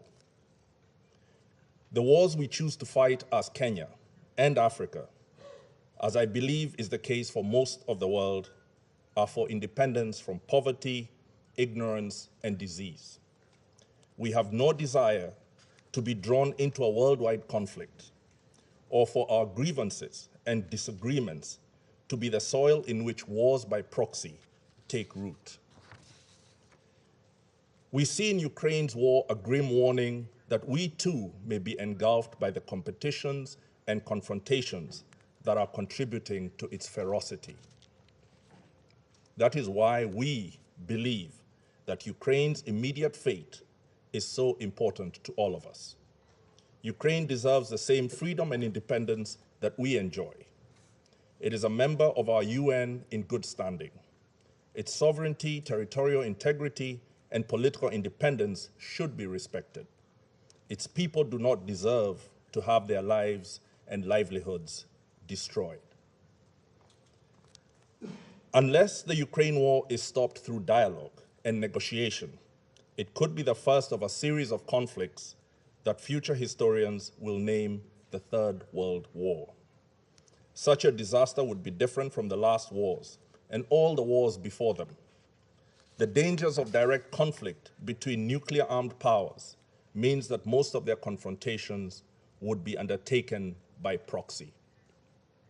Africa and the rest of the world would be thrown into a mirror of the Cold War that shattered our democracies, overthrew and killed our leaders, and robbed us of decades of economic progress.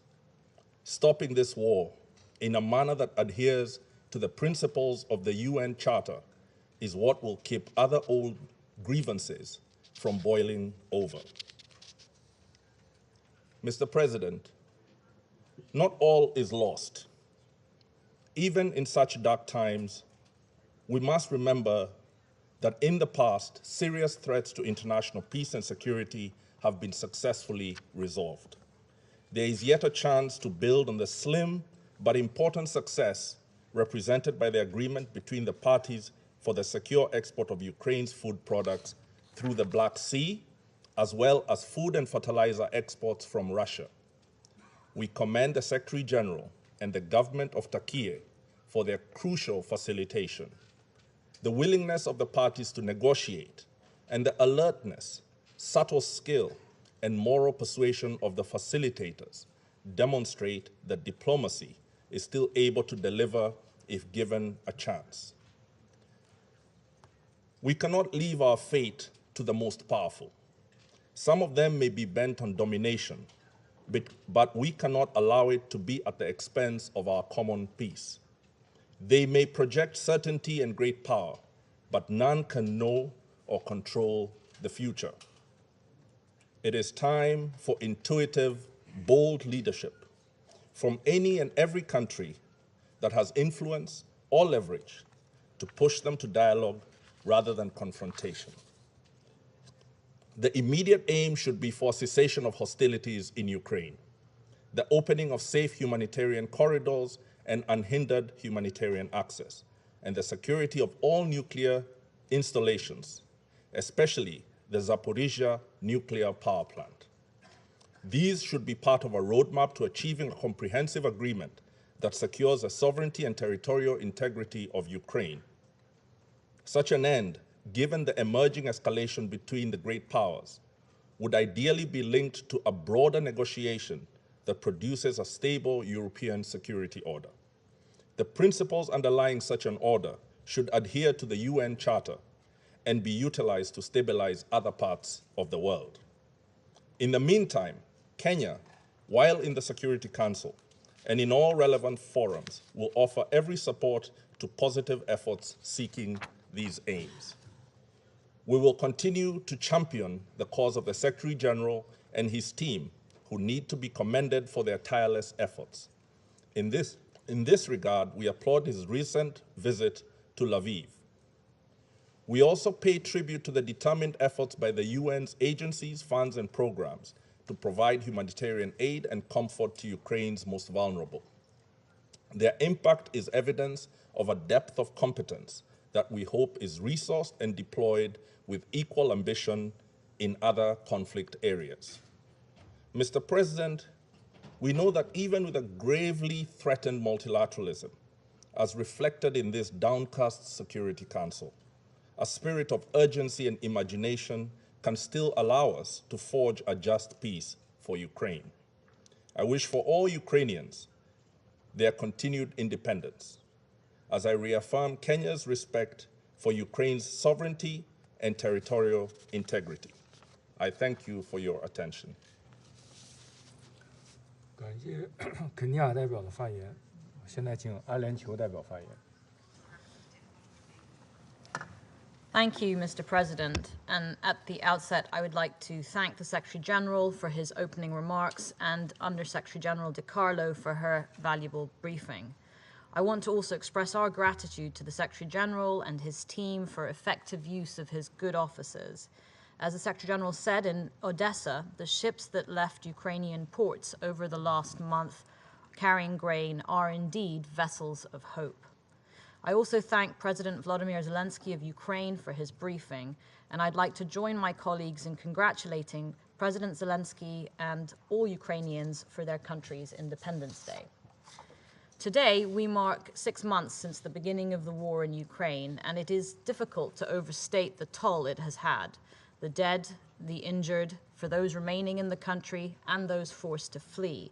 A staggering 1/3 of Ukrainians have been displaced from their homes, and 6.6 million have sought refuge across Europe.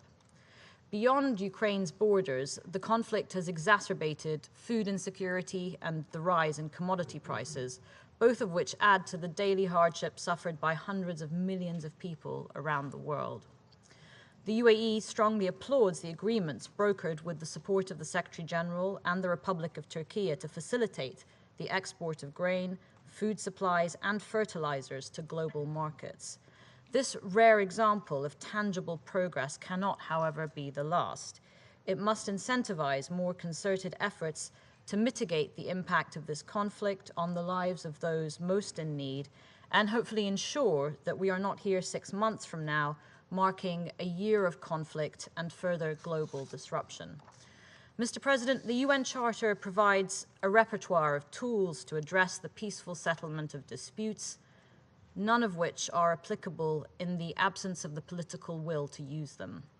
In turn, this requires us, all of us, to recognize that the war will only end through a negotiated settlement, and that all wars must eventually end, as they have done countless times in human history. There is value in the Council's meetings on Ukraine, when they're complemented with action, laser-focused on alleviating the suffering of civilians and finding a political path to this war's end. We cannot change the past, but what happens next is a responsibility we all share.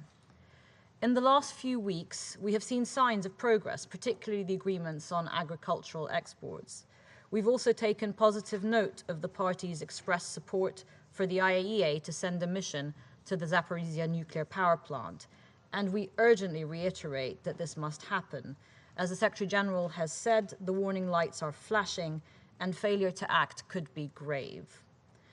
These initiatives all have the potential as confidence-building measures that could unlock broader political discussions, and we need to work hard to preserve and expand these windows towards viable diplomatic initiatives aimed at de-escalation and resolution. Mr. President, a peaceful, sustainable resolution relies ultimately on the UN Charter and international law as our guiding principle. 6 months in, our call for a cessation of hostilities throughout Ukraine is as relevant as it has ever been. We cannot become inured to this war. The stakes are too high, every life is too precious. The conflict should end now, and we need to see leaders from both sides commit to charting that difficult path forward with all of our support. Thank you, Mr. President. 我感谢阿联酋代表的发言，下面请加纳代表发言。I thank you, Mr. President. I welcome the participation in this meeting of President Zelensky and other Rule 39 participants. We wish Ukraine best wishes on their Independence Day.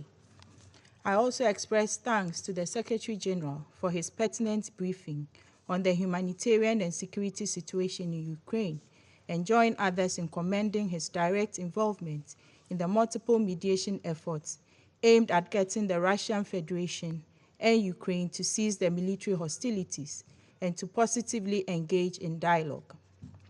I affirm in that regard Ghana's full support for the continuous deployment of the SG's good officers in helping to bring lasting peace to the people of Ukraine. Mr. President, the Black Sea Grain Initiative and the agreement on promoting the access of Russian food products and fertilizers to world markets, both secured under the auspices of the United Nations, with the active facilitation by other key actors, have proven that with persistent diplomacy, an acceptable political solution could be found to the ongoing military hostilities in Ukraine. Now more than ever, we must seize on the positive momentum generated by these two outcomes and intensify efforts to find other avenues to significantly diffuse the dangerously escalating tensions.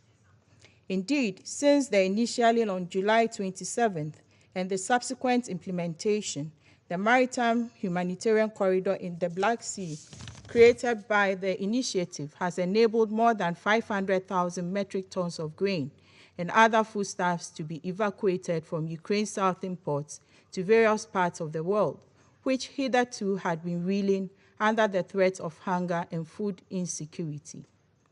We urge the members of this council to overcome their persistent divide and work in a constructive manner to bring the weight of the council's authority in support of such initiatives. Mr. President, the mounting death toll and the destruction to economic infrastructure in Ukraine remain a matter of deep concern to Ghana. The deliberate targeting of nuclear facilities meant for peaceful purposes has further heightened our fears that a dangerous phase has begun in this senseless war. We stress the need for the parties to heed our genuine calls, including that of the international community, to end the war. Further, we urge the demilitarization of all the zones around Ukraine's nuclear facilities and affirm our support for international inspectors to be allowed access to the facilities in line with established norms.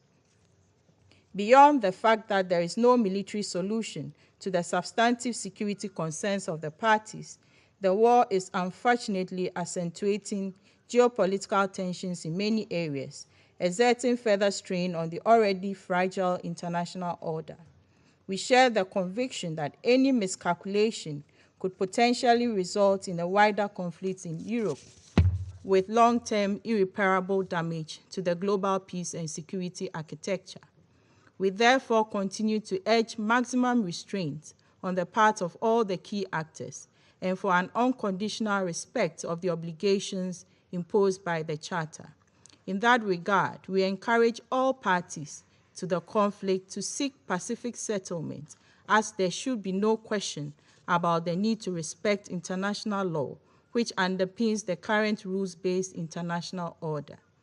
Mr. President, in conclusion, we wish to underscore that it is crucial for the lives and safety of civilians, particularly women and children, caught up in the ongoing war, to be prioritized above every other consideration. We therefore renew our call on the Russian Federation to withdraw all its invading troops from the internationally recognized borders of Ukraine and pursue diplomacy and dialogue to resolve its legitimate security concerns. I thank you. 谢谢。下面请印度代表发言。 Thank you, Mr. President. We thank the Secretary General for his comprehensive briefing on his visit to Ukraine last week.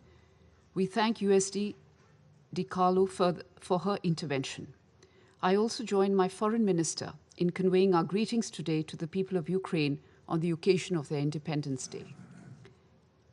As we meet to mark 6 months since the beginning of the ongoing conflict in Ukraine, India is ready to dispatch its 12th consignment of humanitarian aid to Ukraine, consisting of 26 types of medicines, including hemostatic bandages meant to stem the bleeding of deep wounds in children and adults.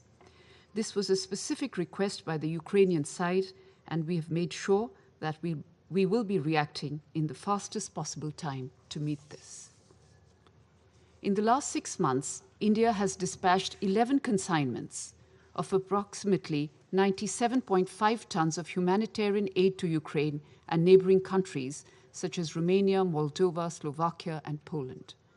Ukraine and its neighboring countries had offered their full support in the relief and evacuation operation of around 22,500 Indian nationals in February-March this year. This humanitarian aid and assistance symbolizes the human-centric development approach of the Government of India, a central tenet of our national beliefs and values, which perceives the whole world as one family. India remains deeply concerned over the situation in Ukraine.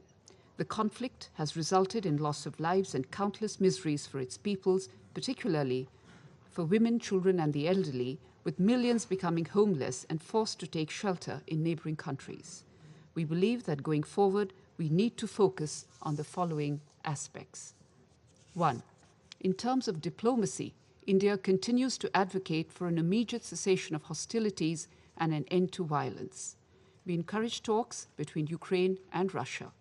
Prime Minister Narendra Modi has himself, more than once, spoken to them in this regard. 2.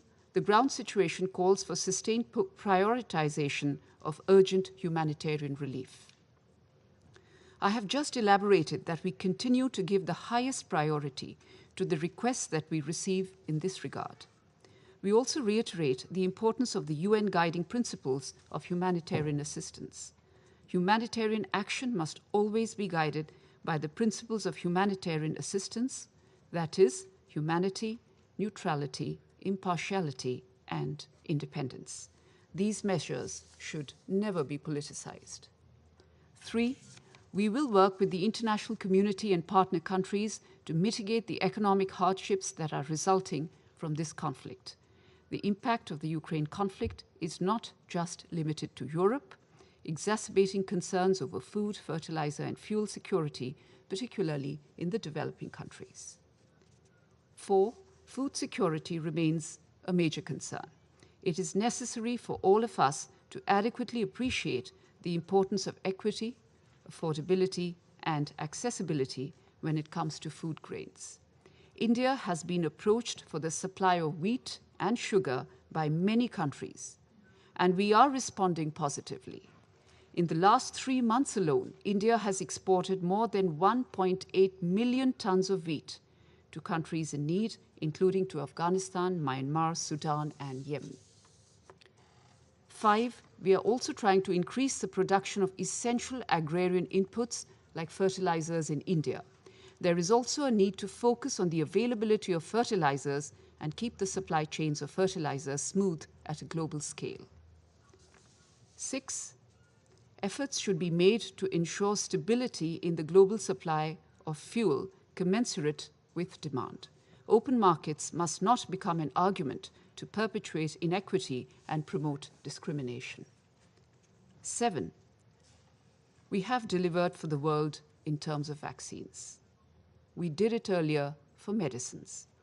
So I would like to assure this Council that India will step forward whenever the Global South is constrained on aspects of food, health, and energy security, and we will do this in a manner that is helpful to the global economy and does not take undue advantage of countries in distress. To conclude, India's approach will be to promote dialogue and diplomacy with an overarching aim to end the conflict and work with other partners to mitigate the economic challenges emerging from the Russia-Ukraine conflict. Mr. President, it is in our collective interest to work constructively, both inside the United Nations and outside, seeking an early resolution to this conflict. We continue to reiterate that the global order be anchored on international law, the UN Charter, and respect for the territorial integrity and sovereignty of states. Thank you. 谢谢印度代表的发言。下面我请俄罗斯代表发言。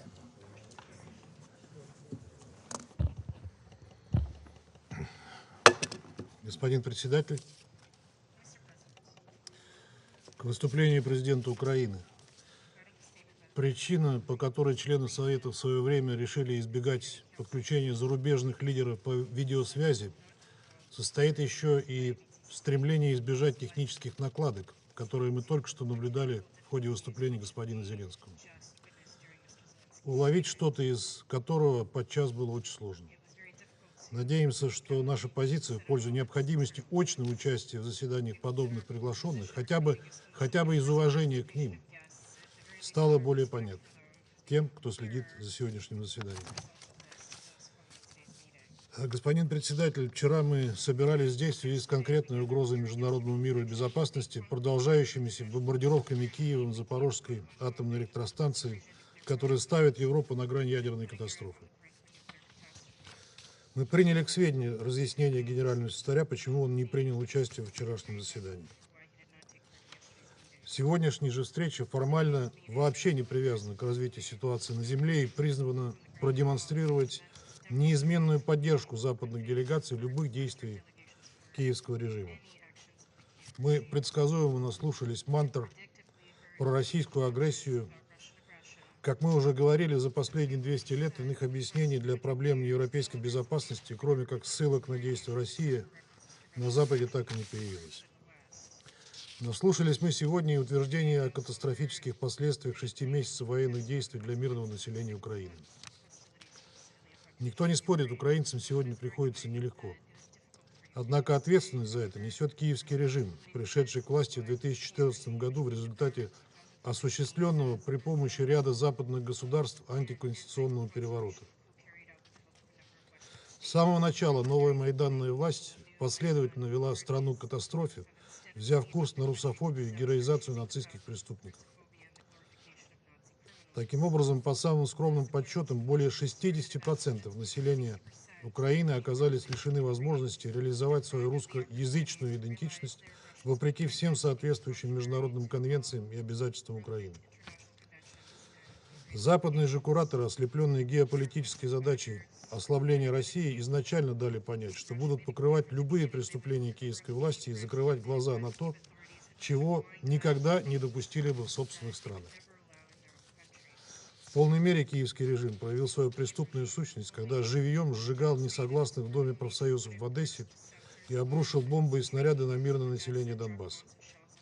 В этом бессмысленном крестовом походе против самой себя Украина потеряла Крым, и спровоцировал вооруженный отпор со стороны дончан и луганчан, взявшихся за оружие во имя свободы и будущего своих детей.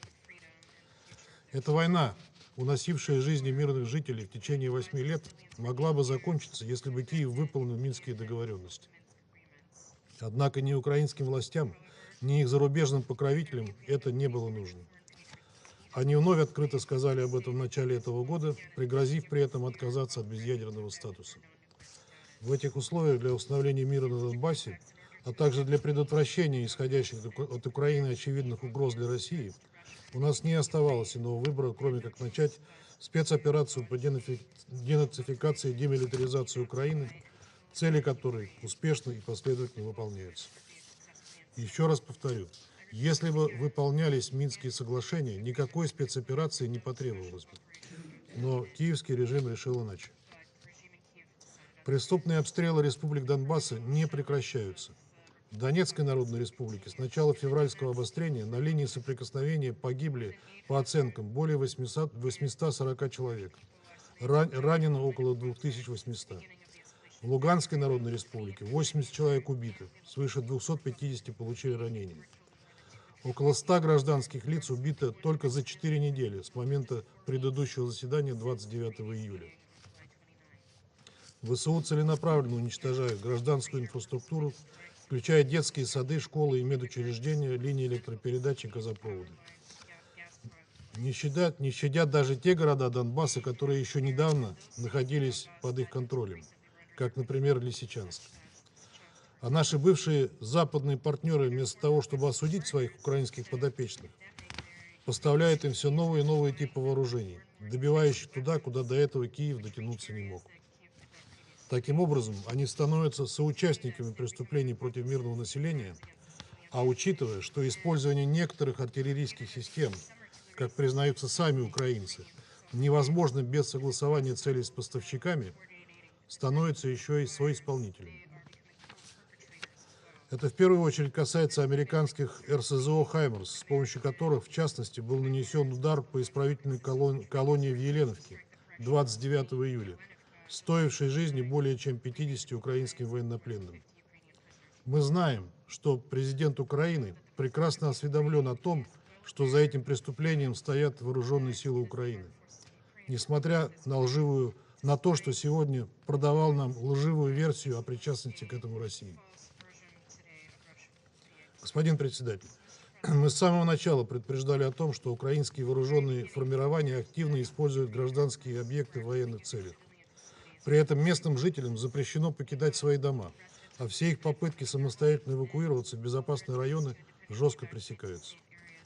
Фактов расположения украинской артиллерии и боеприпасов на территории образовательных и медицинских учреждений за эти полгода накопилось столько, что их уже не могут игнорировать даже прозападные правозащитные организации, в частности, Amnesty International. Однако вместо того, чтобы заставить Киев соблюдать международное гуманитарное право, наши западные коллеги после истерики украинских властей, привыкших, что им все сходит с рук, предпочли устроить публичную порку как раз Amnesty International. Вот и сегодня госпожа Ди Карло нашла слова для того, чтобы выразить озабоченность в связи с предстоящим судом над нацистами и садистами из Азова, но ни слова не сказала об их ужасающих преступлениях и нарушениях международного гуманитарного права, включая зверские пытки, информация о которых у международных чиновников, включая ООН, который госпожа Карло сейчас представляет, предостаточно.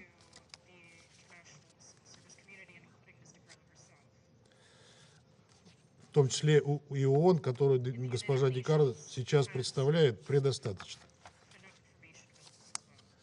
Выглядит все это, честно говоря, крайне цинично и беспринципно и девальвирует продвигаемые Западом ценности свободы слова и защиты прав человека. Жаль, что вы этого не понимаете. Зато это хорошо понимают простые украинцы, сталкивающиеся со зверствами ВСУ и Нацбатов и их бесчеловечными методами. Приведу здесь только один пример. На заседании в июле мы уже показывали вам фото противопехотной мины «Лепесток». Сегодня для большей наглядности продемонстрирую вам учебный макет такой мины, которую украинские войска сотнями разбрасывают в Донбассе на освобожденных российской армией территориях и даже закидывают на территорию России. Представьте, что такой вот неприметный лепесток лежит на земле среди травы. Он может быть и камуфляжного цвета, что делает его практически невидимым на земле. Учитывая, что ВСУ разбрасывают эти мины в городах и селах далеко в тылу, они представляют угрозу вовсе не для солдат. Нет, они специально рассчитаны на мирных жителей, в особенности на детей, которые рискуют наступить или из любопытства взять в руки такую игрушку. Всего в ДНР зафиксировано уже 47 случаев подрыва на таких минах. Лепесток – живое свидетельство садистского и изуверского характера киевского режима, символ его реального отношения к народу Востока и Юго-Востока страны. Разумеется, люди это видят и понимают. Отсюда и отношение к российским солдатам как к освободителям, повсеместно распространенное на освобожденных территориях. Это никак не вписывается в нарратив, продвигаемый Киевом и его западными спонсорами. Поэтому Украина прибегает к тактике террора и запугивания в Херсонской, Запорожской и Харьковской областях. Но настроение людей, увидевших реальное лицо киевской власти, это изменить не может. Киев проигрывает борьбу за умы, а его западные спонсоры, ведущие на Украине войну по доверенности с Россией до последнего украинца, все глубже погрязают в поддержке антинародного, античеловечного режима, закрывая глаза на проявление неонацизма, крайнего национализма и русофобии. При этом еще и стреляют себе в ногу тщетными попытками изолировать Россию политически и экономически. Впрочем, за это вам отчитываться перед своими избирателями и налогоплательщиками. Как и отвечать перед международной общественностью за беспрецедентную и лживую кампанию по дискредитации России, которую вы развязали.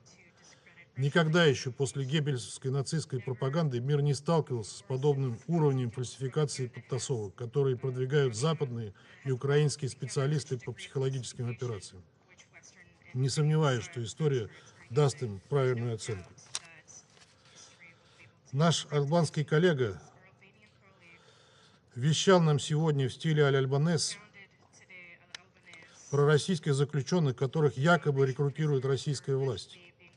Но забыл упомянуть о выпущенных из украинских тюрем украинских заключенных, которым раздали оружие в самые первые дни специальной военной операции, и которые прославились мародерством и убийствами, и которые до сих пор продолжают терроризировать украинские города.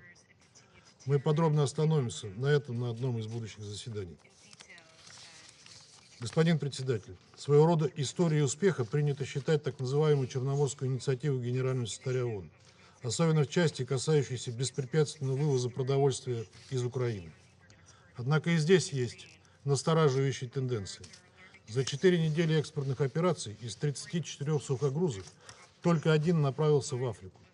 Это совершенно не вяжется с изначально заявленными целями борьбы с голодом в странах, остро нуждающихся в зерновых. Здесь, конечно, стоит вспомнить имиджевый провал при отправке судна первопроходца «Разони», который по факту привезло в Ливан не пшеницу, которую там ждали, а кукурузу и при этом фуражную. На этом фоне много размышлений вызывает комментарий генерального секретаря в порту Одессы 19 августа о том, что вывоз зерновых и снижение цен на глобальных рынках продовольствия не принесут облегчения нуждающимся странам, которые все равно не могут позволить себе его купить. Эта ситуация со всей очевидностью раскрывает истинные причины проблем с глобальной продбезопасностью. Дело здесь совершенно не в украинском зерне. Главная причина – собственные экономические просчеты западных стран и последствия антироссийских санкций, о которых мы неоднократно говорили в этом зале. Именно санкции из-за разрыва логистических и финансовых цепочек спровоцировали резкий спад предложения на рынках. Оправданиями о якобы таргетированном характере односторонних мер людей не накормишь. Призываем всех причастных со всей серьезностью отнестись к пакетному характеру Черноморской инициативы и не откладывать решение финансовых и логистических проблем, препятствующих экспорту российского продовольствия и удобрений на мировой рынок. Подчеркиваем, что продлению зерновой сделки, срок которой 120 дней со дня подписания, будут способствовать осязаемые результаты для российских внешнеэкономических операторов, эквивалентные тому, что мы видим для украинского экспорта. Пока в этой части зерновой сделки есть существенный резерв. Господин председатель, не секрет, что сегодняшнее заседание, запросившие его западные коллеги, хотели обязательно приурочить ко Дню независимости Украины. Сегодня об этом было сказано достаточно много. Ряд наших коллег прямо указывает на Россию как на угрозу украинской независимости. Не согласимся с этим. Спустя 8 лет после запуска Майданного проекта стало очевидно, что главная, по сути, единственная угроза независимости Украины – это нынешняя киевская власть.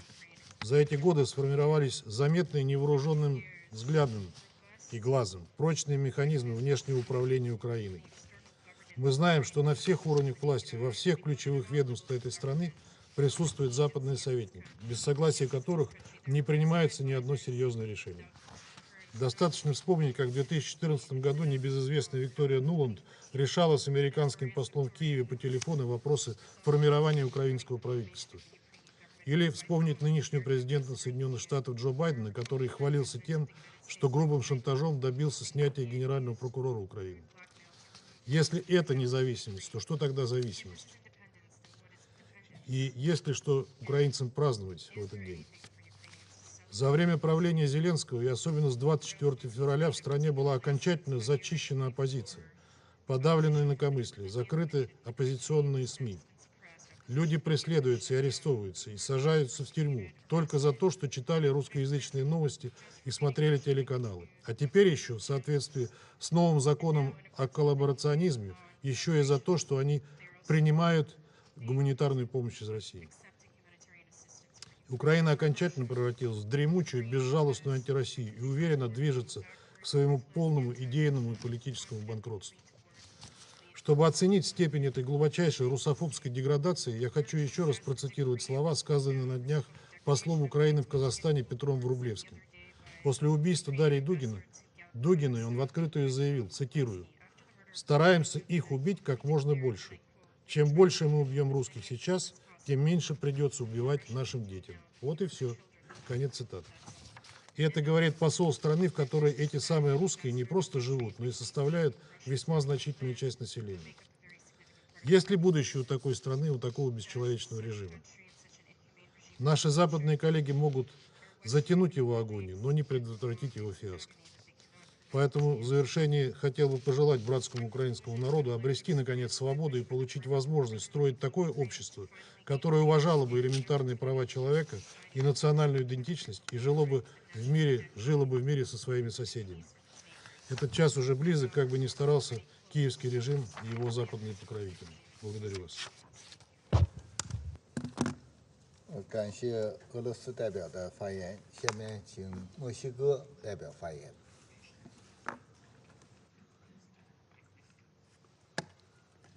Muchas gracias, señor presidente.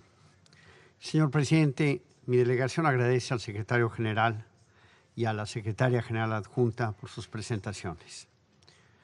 Hemos escuchado con gran interés y profundo respeto la intervención del presidente Zelensky de Ucrania, cuya independencia celebramos hoy, mañana y siempre. También hemos seguido con mucho cuidado, con mucha atención, las recientes visitas del secretario general a Ucrania y a Turquía. Reconocemos su liderazgo y sus esfuerzos que han llevado a importantes acuerdos para limitar el impacto de la crisis de alimentos y devolvernos la esperanza. En ese sentido, nos congratulamos de que la iniciativa de granos del Mar Negro siga operando de manera regular y que ello permita que 720,000 toneladas métricas de grano puedan tener acceso a los mercados alrededor del mundo, así como el abastecimiento del Programa Mundial de Alimentos. Todo esto parece estar teniendo, al fin, un efecto estabilizador importante. México considera que los avances en el marco de esta iniciativa de granos del Mar Negro es un gran hito diplomático en tiempos de conflicto armado. En este sentido, quisiera reconocer también la importantísima labor del presidente de Turquía en la obtención de este acuerdo. Exhortamos una vez más a todas las partes, en especial a aquellas que tienen capacidad de influencia, a no escatimar esfuerzos para mantener abiertos los canales de comunicación que permitan establecer un diálogo para poner fin a las hostilidades. Pero pese a estos avances, es claro que el sistema multilateral, y en particular este Consejo de Seguridad, no ha sido capaz de poner fin a esta guerra. La invasión a un país soberano, Ucrania, por parte de Rusia, constituye una flagrante violación del artículo 2.4 de la Carta de las Naciones Unidas. Cualquier adquisición territorial obtenida por el uso ilegal de la fuerza es nula y carente de toda validez. Es necesario poner fin a la guerra y con ello a las numerosas violaciones del derecho internacional y especialmente del derecho internacional humanitario. 6 meses de bombardeos a hospitales, a escuelas, a zonas residenciales, a infraestructura civil básica, incluyendo la central de Zaporizhia y la destrucción del patrimonio cultural. 6 meses de violaciones a los métodos y medios de conducción de las hostilidades, de violación a los derechos humanos, incluyendo la perpetración de violencia sexual y de género, de uso de armas con efectos indiscriminados, como las municiones en racimo o las minas. Exhortamos de la manera más enfática a poner fin a estos ataques, en especial a aquellos dirigidos contra la población civil y a los ataques indiscriminados. Asimismo, llamamos a las partes a cumplir con los principios de distinción, proporcionalidad y precaución en la conducción de las hostilidades. Expresamos nuestro más amplio apoyo a las labores de investigación que realizan tanto el fiscal de la Corte Penal Internacional, así como para el establecimiento de una misión de determinación de los hechos sobre los presuntos crímenes de guerra ocurridos en Olenivka.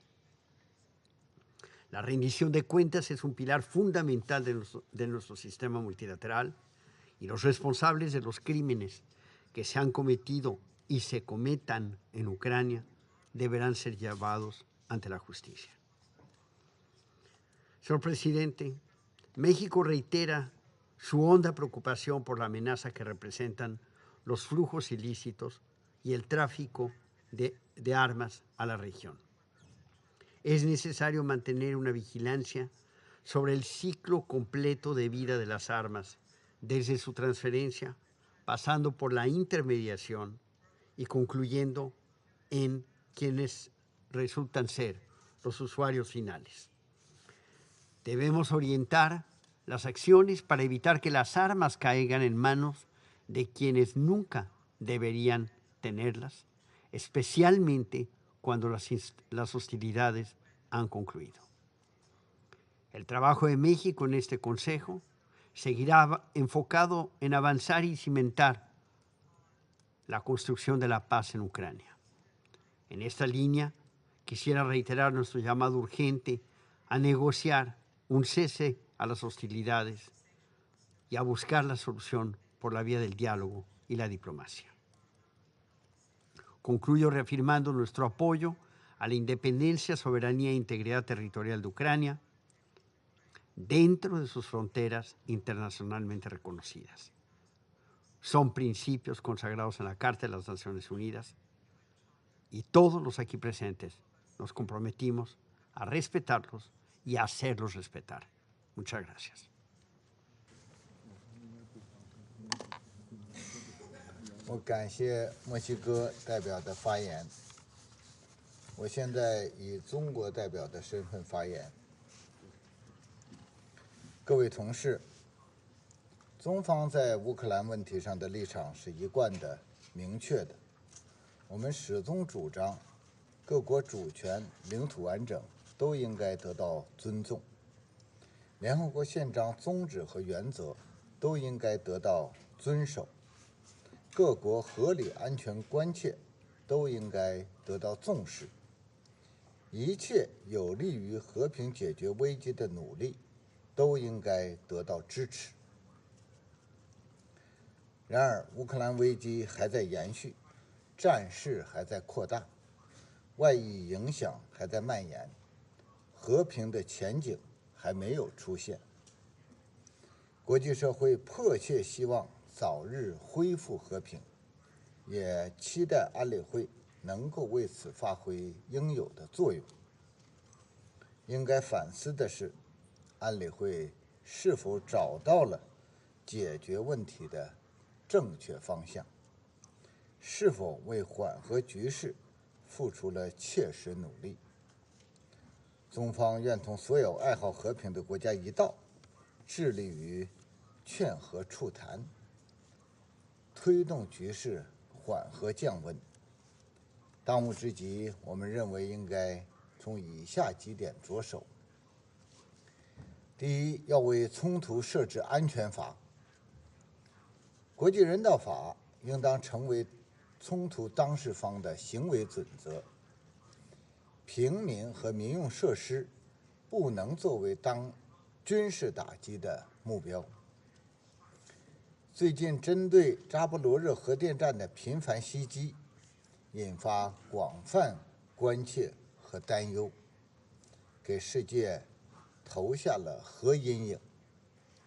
中方再次呼吁有关当事方保持克制、谨慎行事，避免采取危及核设施安全和安保的行动，守好核安全的红线。我们也期待国际原子能机构能够早日对扎波罗热核电站开展实地访问，对形势做出专业技术评估，以利于采取后续措施，防范核灾难的发生。第二，要全力减少人道冲击。国际社会既要努力帮助乌克兰难民和流离失所者渡过难关，也要尽力减轻冲突对全球粮食、能源、金融稳定造成的冲击。中方赞赏古特雷斯秘书长和有关各方为促成粮食外运协议签署做出的努力。高兴地看到已有20多艘粮船，70多万吨粮食从乌克兰运往世界各地，这对平抑粮价上涨势头、稳定国际粮食市场、缓解发展中国家粮食短缺发挥了重要作用。消除俄罗斯粮食化肥面临的出口障碍，同样十分重要。希望联合国能够根据同俄罗斯签署的备忘录，推动解决有关国家滥施制裁带来的寒蝉效应，保障全球产业链供应链稳定畅通运行。发展中国家正处在困难时期，削减官方发展援助无异于雪上加霜。发达国家应当正视由此造成的人道影响，采取负责任的政策措施。第三，要给外交解决留出路。和平从来不是靠制裁施压、输送武器得来的，而是需要各方共同争取和维护。无论形势多复杂，分析多严峻，外交对话的大门都不能关上。粮食外运问题取得积极进展，让我们看到了外交努力的潜力和政治解决的可能。希望俄乌双方继续保持对话沟通，争取早日重返外交谈判，为停火止战不断积累势头和条件。美国和北约应该好好反思自身角色，将精力和重点放到真正有利于促进和平的事情上来，而不是拱火浇油。各位同事，乌克兰危机和最近国际上发生的一系列紧张事态表明，在这个迫切需要团结合作、共赢挑战的时代，必须高度警惕任何蓄意挑衅、加剧分裂对抗的企图，守护好全球战略稳定，绝不允许世界滑向新冷战。事实证明，冷战思维、集团对抗坚决要不得。冷战结束30多年，北约一再东扩，非但没有让欧洲更安全，反而埋下冲突的种子。人类是不可分割的安全共同体，实现共同安全最符合各国共同利益。一国安全不能以损害他国安全为代价，地区安全也不能以强化军事集团来保障。在21世纪的今天，冷战思维、零和博弈早已过时，迷信军事武力，谋求绝对安全，只会导致地区局势轮番升级，不符合任何一方利益。事实证明，脱钩断链、选边站队坚决要不得。各国经济已经深度融合，少数国家大肆出台单边制裁和长臂管辖，将经贸科技政治化、武器化，大搞脱钩断链、小院高墙，进一步加剧发展中国家的民生困难，威胁全球粮食、能源、金融安全。发展中国家没有责任为地缘冲突和大国博弈埋单，也有权利独立自主决定自身的对外政策，不应该被强迫选边站队。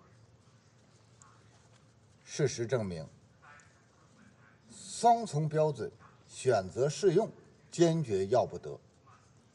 遵守联合国宪章宗旨和原则，尊重主权和领土完整，不应只是口头引用，而应在实践中真正落实，在不同国家、不同问题上一以贯之，言行合一。对于国家主权和领土完整，中国人民有着真实而深刻的理解和感受。中方一贯尊重他国主权和领土完整，也必将坚决维护自身主权和领土完整。乌克兰危机是对我们这一代人维护和平能力的重大考验。站在历史的十字路口，是要和平，还是要动荡？要合作，还是要对抗？要进步，还是要倒退？我们必须做出无愧于历史、无愧于人民的选择。我现在恢复行使安理会主席的职责。我现在请欧洲联盟驻联合国代表团临时代办贡扎托先生阁下发言。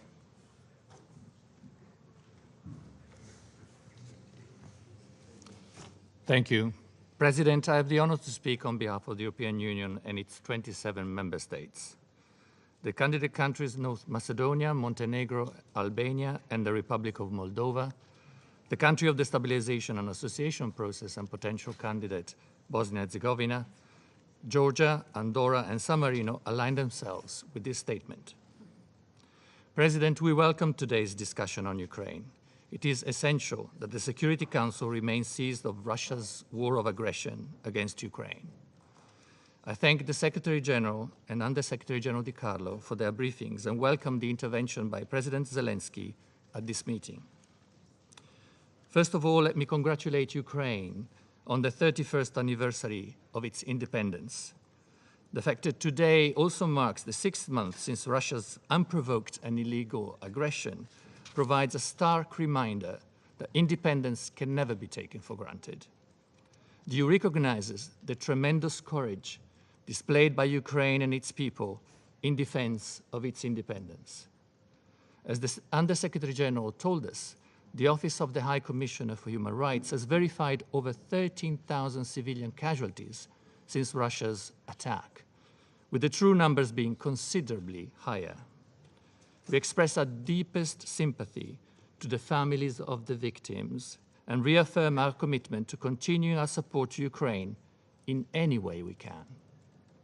The EU reiterates its strongest condemnation for the continued violation by Russia of the UN Charter, as well as its disregard of the United Nations General Assembly resolutions adopted in March this year by an overwhelming majority of UN members. We also deplore Russia's failure to comply with the legally binding order of the International Court of Justice to immediately cease its use of force against Ukraine. And we call upon the Russian Federation to comply with its obligation under international law, including the UN Charter, international humanitarian law, and human rights law. The perpetrators of war crimes and of other serious violations, as well as the responsible government officials and military representatives, will be held accountable. The EU actively supports all measures to ensure accountability for human rights violations and violations of international humanitarian law committed during the Russian aggression in Ukraine. President, the past months we have seen an emerging risk of nuclear calamity in Europe. It is deplorable that we even need to say that a nuclear power plant should never be used as a military base. The deployment of Russian military personnel and weaponry at the nuclear facility is unacceptable and disregards the safety, security, and safeguard principles that all IAEA members have committed to respect. We urge the Russian Federation to immediately withdraw its military forces and all other unauthorized personnel from the Zaporizhzhia nuclear power plant and its immediate surroundings, so that the operator and Ukrainian authorities can resume their sovereign responsibilities within Ukraine's international recognized borders, and so that the legitimate operating staff can conduct their duties without outside interference, threat, or unacceptably harsh working conditions. An IAEA mission urgently needs to enter the power plant to address nuclear safety, security, and safeguard concerns in a manner that respects full Ukrainian sovereignty and its control over its territory and infrastructure.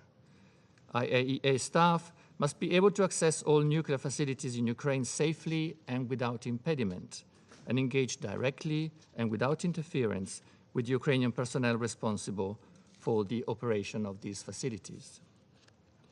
The global implications of Russia's aggression are well documented, Mr. President. We support the UN's Global Crisis Response Group, launched in the aftermath of Russia's invasion with a view to addressing rocketing food and energy prices. We welcome the progress made in implementing the Black Sea Grain Initiative and reiterate our gratitude to the Secretary General and Turkey for facilitating its agreement, and acknowledge the positive role played by other actors, such as the African Union leadership, in coming to an arrangement. We call for continued strict implementation of the Black Sea Grain Initiative with a view to addressing rising food prices globally. With our Solidarity Lanes initiative, aimed at boosting exports from Ukraine over land, the EU is proud to have contributed to increasing Ukrainian exports of cereals, oilseeds, and related products from 1.3 million tons in April to 2.8 million tons in July. We're also supporting agricultural production and resilience in the most affected countries. The EU welcomes the active involvement of the Secretary General. His recent visit to Ukraine and Istanbul demonstrates his dedication to address this crisis, and the EU will continue to support his efforts and those of his staff, including the Joint Coordination Center. We welcome the Secretary General's calls to demilitarize the Zaporizhzhia nuclear power plant, as well as the establishment of a fact-finding mission to investigate the incident in a detention facility in Olenivka.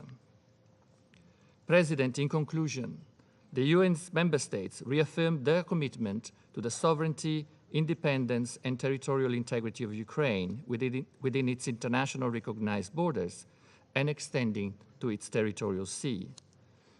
President, this war is senseless. The humanitarian consequences for millions of civilians are disastrous. Russia could end it tomorrow if it wanted. Until that happens, human lives are wasted and the war's global fallout continues at a time in history where we should focus on the planetary crises which are impacting us all. This is why we reiterate our demand for the immediate cessation of the military aggression against Ukraine by the Russian Federation, as well as for the full, immediate, and unconditional withdrawal of its forces and military equipment from Ukraine's territory. In the meantime, we wish to assure our partners around the world that the EU will continue to demonstrate its global solidarity to address the impacts of Russia's aggression, especially on the most vulnerable. I thank you. 我感谢欧盟代表的发言。现在发言名单上没有其他人了。现在休会。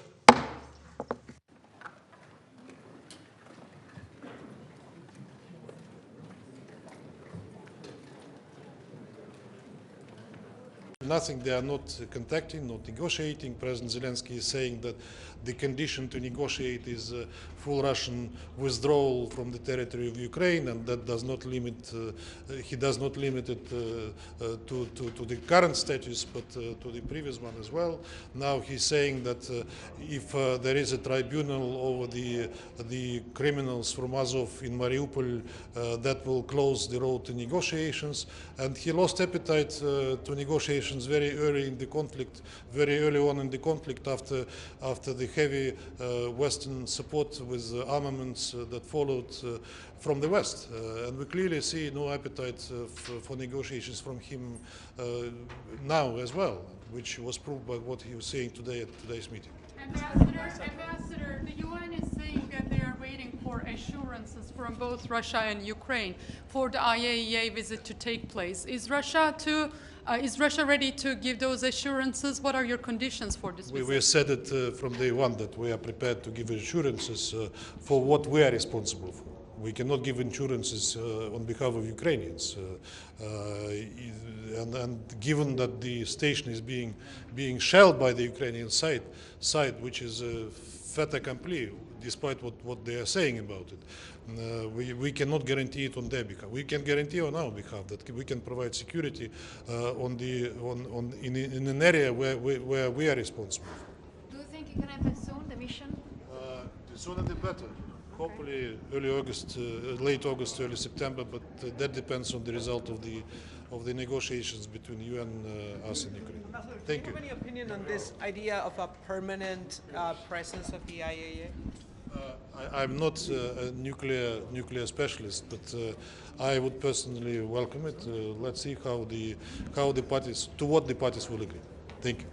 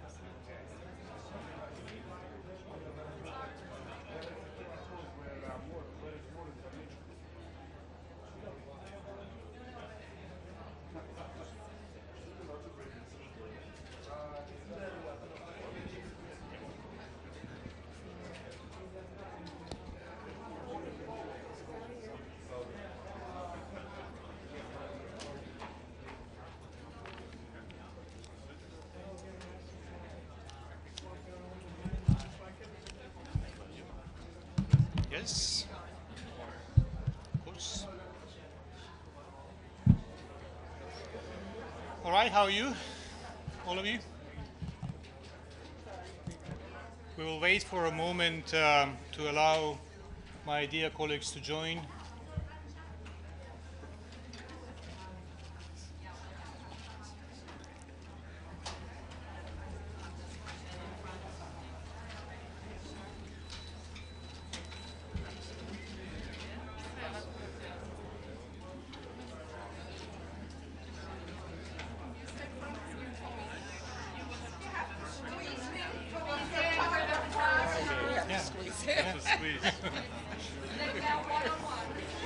Right.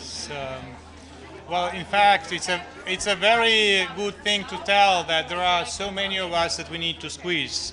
We will not squeeze, however, we will expand in support of Ukraine, believe me. Dear ladies and gentlemen, I thank you very much for being here this afternoon. And I would like to read this joint statement.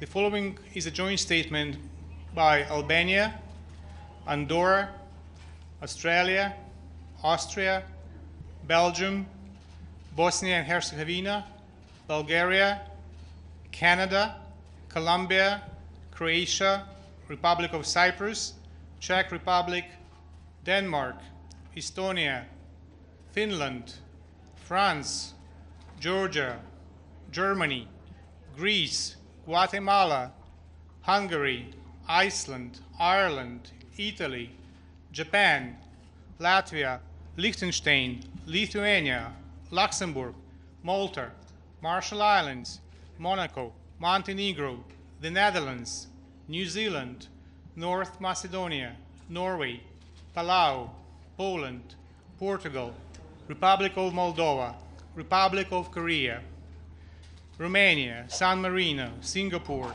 Slovakia, Slovenia, Spain, Switzerland, Turkey, Ukraine, the Federated States of Micronesia, the United Kingdom, the United States, and the European Union.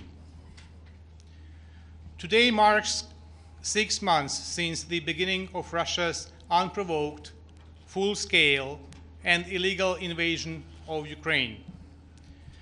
We recall the UN General Assembly's resounding conclusions that the Russian Federation's aggression against Ukraine is a violation of the UN Charter that impacts not only the people of Ukraine, but millions of people around the world. We deplore the Russian Federation's failure to implement UN General Assembly Resolution A/ES/11/1 of the 2nd of March 2022 and the Resolution A/ES/11/2 of the 24th of March 2022, as well as its failure to comply with the legally binding order by the International Court of Justice of 16th of March 2022, in particular, its failure to immediately cease its use of force against Ukraine. All states have an obligation under Article 2 of the Charter of the United Nations to refrain in their international relations from the threat of use of force against the territorial integrity or political independence of any state and to settle their international disputes by peaceful means. No territorial acquisition resulting from the threat or use of force shall be recognized as lawful. We call upon the Russian Federation to stop its total disregard of its obligations under international law, including the Charter of the United Nations, international humanitarian law, and the international human rights law. Today, we reaffirm our solidarity with the people of Ukraine, pay tribute to all those who have sacrificed their lives for the independence of Ukraine, and express our deepest sympathy and condolences to the families of the victims of the ongoing aggression against Ukraine. We condemn in the strongest terms sustained missile strikes by the Russian armed forces on the territory of Ukraine, which have repeatedly hit residential areas, and civilian infrastructure, resulting in harms to displacement and deaths of thousands of civilians during the full-scale invasion of Ukraine. We remain committed to the sovereignty, independence, unity, and territorial integrity of Ukraine within its internationally recognized borders, extending to its territorial waters. Today, once again, we reiterate our demand for the immediate cessation of hostilities by the Russian Federation against Ukraine, of all attacks directed against civilians and civilian infrastructure, and the full, immediate, and unconditional withdrawal of the Russian forces and military equipment from the territory of Ukraine. End of statement. Thank you. Are you going to take some questions? Just ask. It's the discretion of my colleagues and their availability.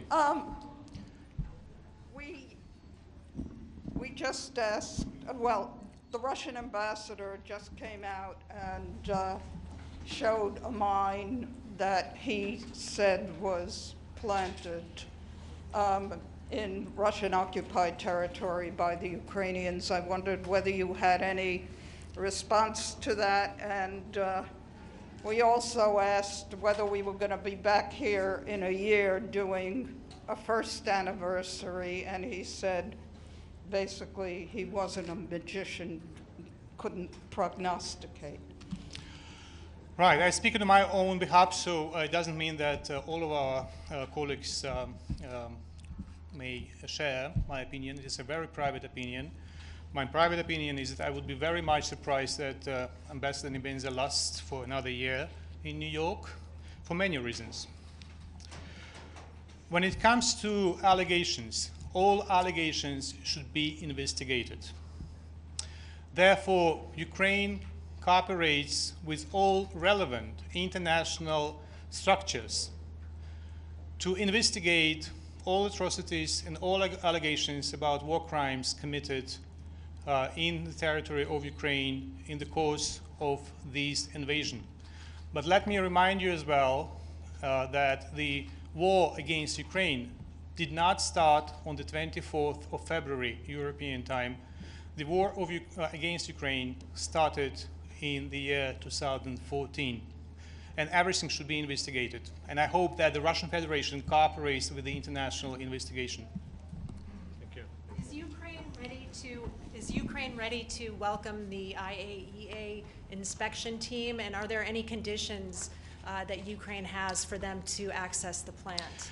Ukraine repeated it many, many times, including yesterday, that Ukraine insists that there is not only the International Atomic Energy Agency mission, that there is a permanent presence of the agency in the territory of the NPP until the NPP is fully handed over to Ukrainian control. There is an exchange of letters between the Director General and the Foreign Minister Kuleba. The last letter he sent was yesterday in reply to the letter of the Director General of the 17th of August. And in that letter, we expressed our practical agreement with the intentions of the agencies. And we are very much encouraged that there is an overwhelming understanding that the inspection should be conducted in full accordance with the Ukrainian national legislation and international law. Can I have a question, please? Can you identify yourself, please? Thank you. Thank you. My name is Abdul Hamid Sayam from the Arabic daily Al-Quds Al-Arabi.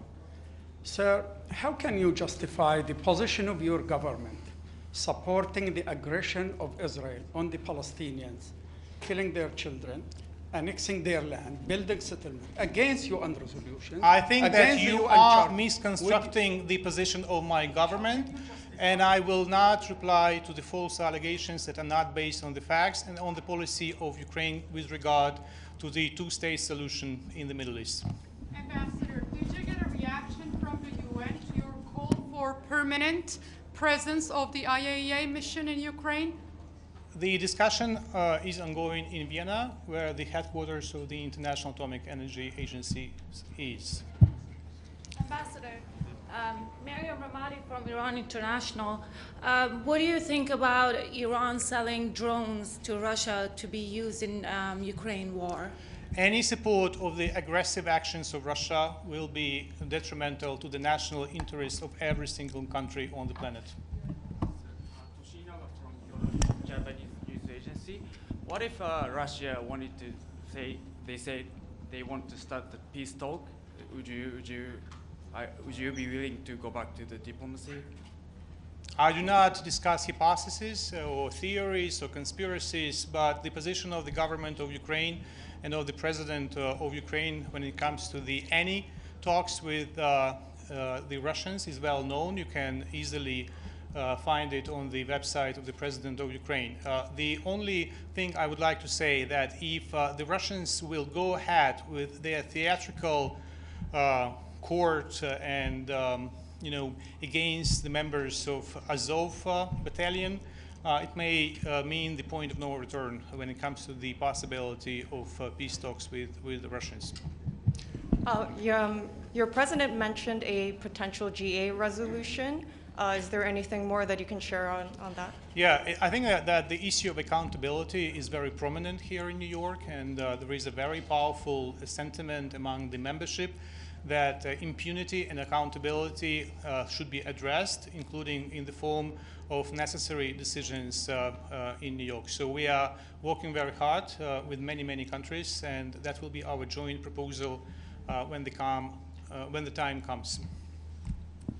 All right, thank you very much, and smile, please. I mean, if you are depressed or not happy, it only helps our adversaries, so be happy. Thank you. All right.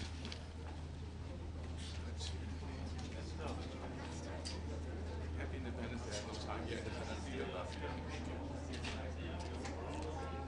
Everybody didn't say anything. Sergey, so we go this way or that way? I will be there in a moment.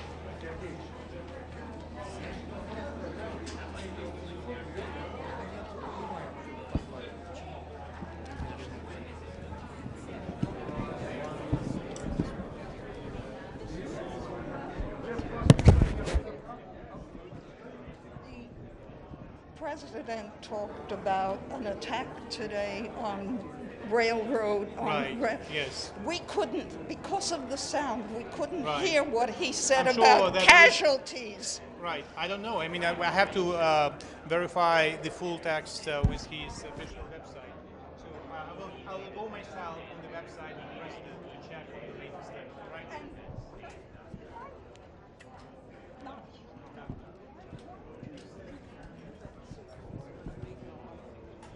Shall believe in the victory. Also ask to my question, can you clarify, are you saying that unless there's a permanent mission, the team can't come in? No. Is that part, that's not, okay, I just wanted to be sure. Okay. We are open to the mission. We believe that it is desirable that they stay there as long as possible. Okay, thank you for clarifying.